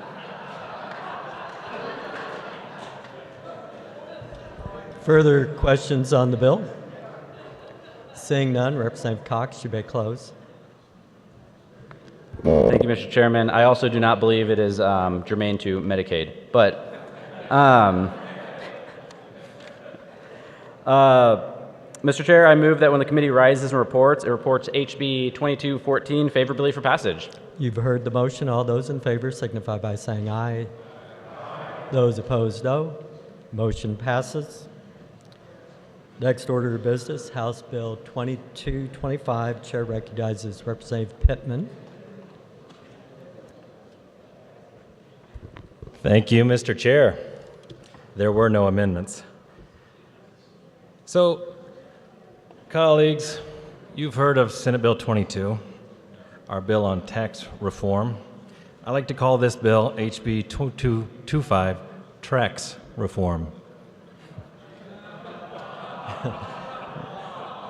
This bill, in all seriousness, was brought for the safety of our maintenance workers. It was brought forward by a representative of the Brotherhood of Maintenance Way employees who, seeing many problems out there when they're out maintaining the tracks, asked if we could, in our wisdom, make the equivalent laws for stopping at a track, not just for trains as currently specified in law, when there are clearly visible electric or mechanical signal devices that are giving warning, when a crossing gate is lowered or when a human flag person gives a signal, or when there is a train or a vehicle approaching or a train approaching within 1,500 feet emitting a signal that's audible, or when a railroad or a railroad train is plainly visible and it is in hazardous proximity of such crossing, to include in the definition not just the train but maintenance vehicles. This will aid in the safety of our maintenance workers. There was no opposition to this bill. It was pretty straightforward that we can do better, and so with that, I urge the body to vote for this, and I will now stand for questions. Discussion on the bill. Chair recognizes Representative Timish.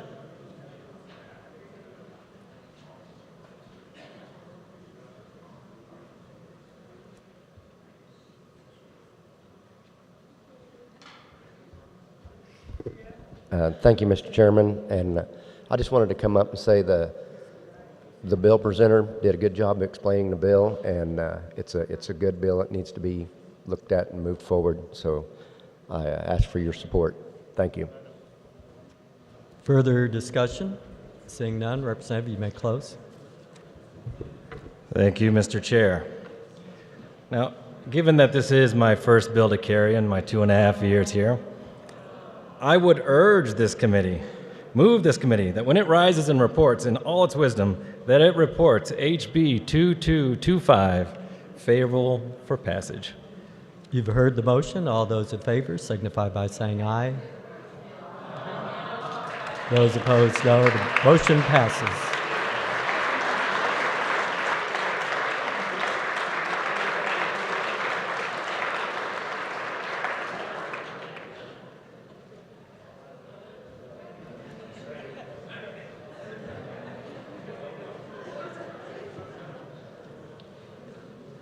Next order of business, Chair recognizes Representative Bergquist to carry House Bill 2243.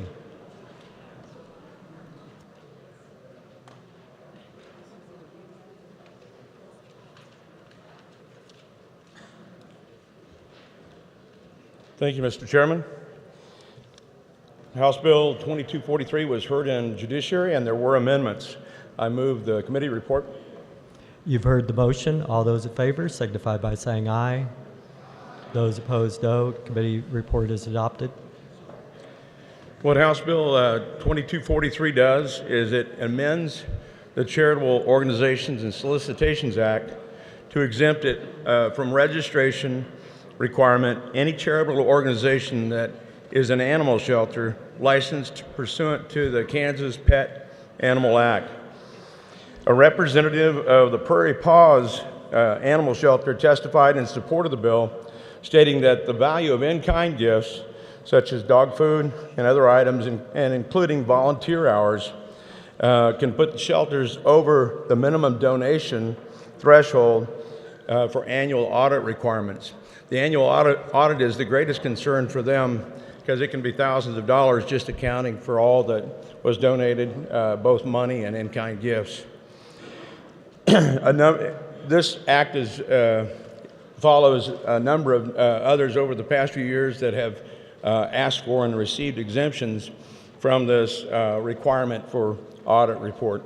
The thing that it would do is it would eliminate a $35 fee per year, plus the bigger expense is the audit itself.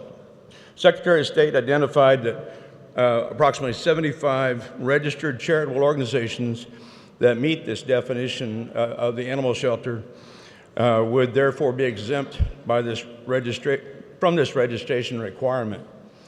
So there were. I don't anticipate any other amendments, but I would stand for questions. Questions? Chair recognizes Representative Capps.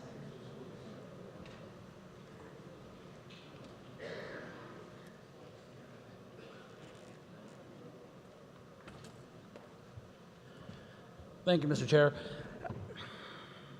I have an issue with this bill, and I want to share. I don't believe we should be in the business of choosing winners and losers. We now are going to add a 22 exceptions to the charitable organization exemption list.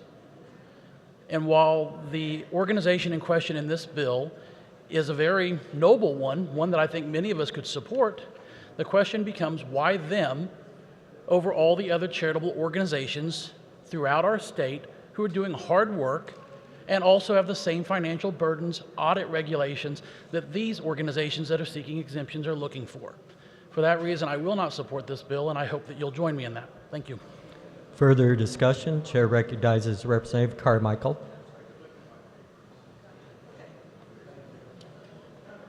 Thank you, Mr. Chairman. I think the bill is certainly warranted for small charitable animal shelters. You may recall that last year the Attorney General brought us a bill that proposed to move the responsibility for regulating these charities from the office of our then Secretary of State to the Attorney General's office. But then once we discovered some concerning reports out of Missouri, for some reason we didn't take action on that bill, and it causes me to question really whether anybody's minding the store regarding these charitable events. But I do have confidence that our former colleague, the new Secretary of State, will devote attention to this. But returning to my principal point, you know, in Valley Center, they have, just down the road from the carrier's home, my barber is active in the animal shelter, and they raise a little bit of money and they do good work. It's a relatively small operation. Probably they don't need the regulatory burden or the $35 fee. But there are large animal shelters too that have capital campaigns and raise hundreds of thousands, if not millions of dollars. And although I'm not going to oppose the bill, I'm going to vote for it. I hope our friends, our wise friends over there in the Senate, will take a little deeper look to see, do we want to really exclude all animal shelters, even if they're a large nonprofit corporation? and perhaps their wisdom will be different than our own today. Notwithstanding all that, I intend to support HB 2243, and I hope you will too. Thank you, Mr. Chair. Further discussion? Chair recognizes Representative Finch. Thank you, Mr. Chairman, members of the body. The animal shelter who brought this bill to the attention of the legislature is an animal shelter that operates in part in my legislative district and in Franklin County. The reason that they brought this is that they receive a lot of donations every year, including donations of goods like pet food and pet supplies, and they go out and raise over $500,000 to help handle stray animal care, to provide spaying and neutering for pets and for feral animals to try to keep those populations down and avoid nuisances. The services that they provide to the county and Franklin County and the city of Ottawa are worth hundreds of thousands of tax dollars that do not have to be expended because they're able to raise those funds through private donations. It's been said that this bill picks winners and losers, and if we look at the list of winners or losers, depending on how you define this bill, they include the YMCA, the YWCA, Boys and Girls Clubs, Boy Scouts, Girl Scouts, hospital associations, licensed community centers for those with intellectual disabilities. And it doesn't exempt them from oversight. They still have to register as a not-for-profit entity. What it exempts them from is the charitable registration, which carries with it a public audit requirement, so that animal shelters like the one in my community that save taxpayers hundreds of thousands of dollars because of the fundraising they do, they don't have to go out and spend $10,000 to have an audit merely to satisfy the Secretary of State's office. They still have to file their 990 returns with the federal government. They're still subject to public entities like the city and county looking over their shoulder and asking for certified financials, but they're not having to do a public audit, which for those of you who have served on public boards, you know how expensive that is to have a certified audit. So I'm asking today that you would rise in support of House Bill 2243, that these worthwhile organizations that save taxpayers across this state tens or even hundreds of thousands of dollars would not be subjected to this burdensome requirement, as we've made the decision with some 20 plus other types of organizations that supply a community benefit and have proven themselves to be good stewards of donated dollars. And so I would urge your passage of 2243. Thank you very much, Mr. Chairman. Seeing no further discussion, Representative, you may close. Thank you, Mr. Chair. I move that when the committee arises and reports, it reports HB 2243 favorably for passage. You've heard the motion. All those in favor signify by saying aye. Aye. Those opposed, nay. The ayes have it. Motion passes. Next order of business is House Bill 2248 for the purpose of carrying House Bill 2248. Chair recognizes Representative O'Heisel. Struggle. Thank you, Mr. Chair. HB 2248 would authorize operation of an all-terrain vehicle to cross by the most direct route a federal or state highway that separates property owned or leased by such person on both sides. The bill would amend the Uniform Act regulating traffic on highways to add this exception to a general prohibition on operating an ATV on any interstate, federal, or state highway. This bill was reviewed by the Highway Patrol. They did find a couple of small flaws in it. We're going to try to get this to the Senate. They're going to work with the Farm Bureau and the Kansas Livestock Association over there to tighten up any amendments they need on that. And with that, I'll stand for any questions. Discussion. Chair recognizes Representative Highland. Thank you, Mr. Chairman. This is the bill that I brought forward. I have farmers in my area that contacted me. State highways bisect their land, and normally they can go check their cattle, their irrigation, whatever, with their ATVs or their side-by-sides. There was a new trooper assigned, and he's told them that he will ticket them. They are not allowed on that road. So with this, and I talked to Colonel Bruce, head of Highway Patrol, and he gave me the language that is in this bill to allow them by the most direct route to go on the state highway to check their lands, which is on both sides of the highway and from their homestead. with that, I support this bill. Thank you. Further discussion? Chair recognizes Representative Helgerson. Perhaps in both caucuses there have been some discussions about possible amendments. I will say that under the present bill as it's written, there is support by the Highway Patrol and the Department of Transportation. So I think it was a good bill and a good compromise. Seeing no further discussion, Representative, you may close. Thank you, Mr. Chair. I move that when the committee rises and reports, it reports House Bill 2248 favorable for passage. You've heard the motion. All those in favor signify by saying aye. Those opposed, no. The ayes have it. Motion passes. Next order of business is House Bill 2206. Chair recognizes Representative Keither.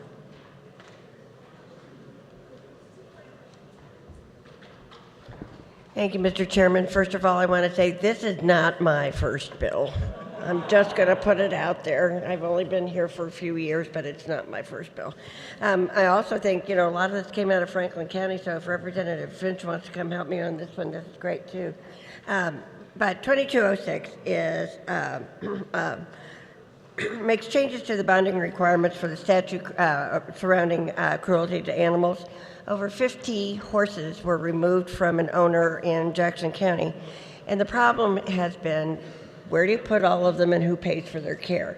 And so what this does is create a method of bonding for the care of the horses, and instead of being put in bonding in every county where the animals have been split up, because you don't just plop 50 horses in one place, it is only in the county where the animal is seized that the bond is put forward. It's a performance bond, and the main gist of it is it limits the bonding to one county, so the confusion is less for the sheriffs that are dealing with this. The Kansas Sheriff's Association, Sheriff Jeff Richards of Franklin County, Friends of the Emporia Animal Shelter, Kansas Animal Control Association, Beauties and Beasts Association, Humane Society, and Wichita Animal Action League, and others were all supportive of their bill. There were no opponents, and there's no fiscal impact, and this was out of the Judiciary Committee, and I will stand for question. Discussion. Chair recognizes Representative Patton. Thank you, Mr. Chair. I pressed my button because I was coming up here to haze the carrier of the bill, but apparently I can't, since she's carried a bill before. This is a good bill. It's needed. It's good for both law enforcement. It centralizes things for our courts, and it's actually probably good for those that have had their animals seized, because there's only one entity that they have to work with. I would encourage your support of House Bill 2206. Seeing no further discussion, Representative, you may close. Thank you, Mr. Chairman. I'm in between you and the door. I move that when the committee rises and report, we report House Bill 2206 favorable for passage. You've heard the motion. All those in favor signify by saying aye. Those opposed, no. The ayes have it. Motion passes. I believe that concludes our general orders. The chair recognizes Majority Leader Hawkins. Thank you, Mr. Chairman. I move we rise and report. You've heard the motion. All those in favor signify by saying aye. Those opposed, no. The motion passes.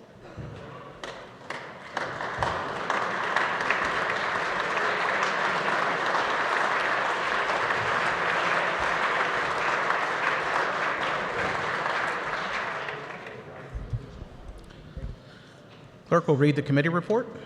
Mr. Speaker, Committee of the Whole recommends House Bills 2198, 2225, 2248, and 2206 be passed.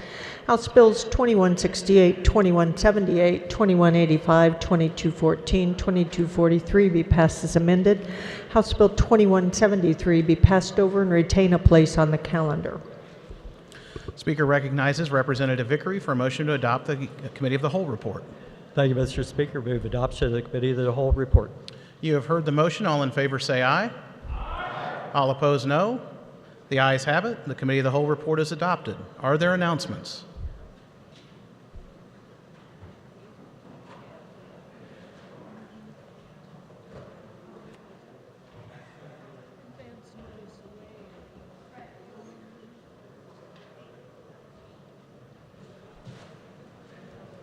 Speaker recognizes Representative Parker. Thank you, Mr. Speaker Pro Tem. Democrats, we will have agenda tomorrow morning at 8 a.m. in our regular room, 8 a.m. Thank you, Mr. Speaker. Speaker recognizes Representative Riley.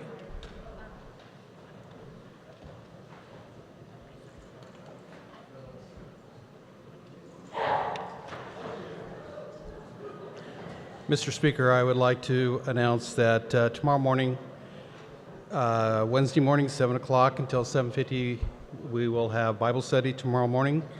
It's going to be Acts chapter 5, so basically information on property rights, lying, and jail time. Thank you. Are there any further announcements? Seeing none, Speaker would recognize Majority Leader Hawkins for a motion to adjourn. Thank you, Mr. Speaker. Republicans, we will calendar at 8 a.m. in the old Supreme Court room tomorrow morning. 8 a.m. Mr. Speaker, I move the House adjourn until Wednesday, February 27th at 9 a.m. You've heard the motion. All in favor signify by saying aye. Opposed, no. The ayes have it, and we are adjourned.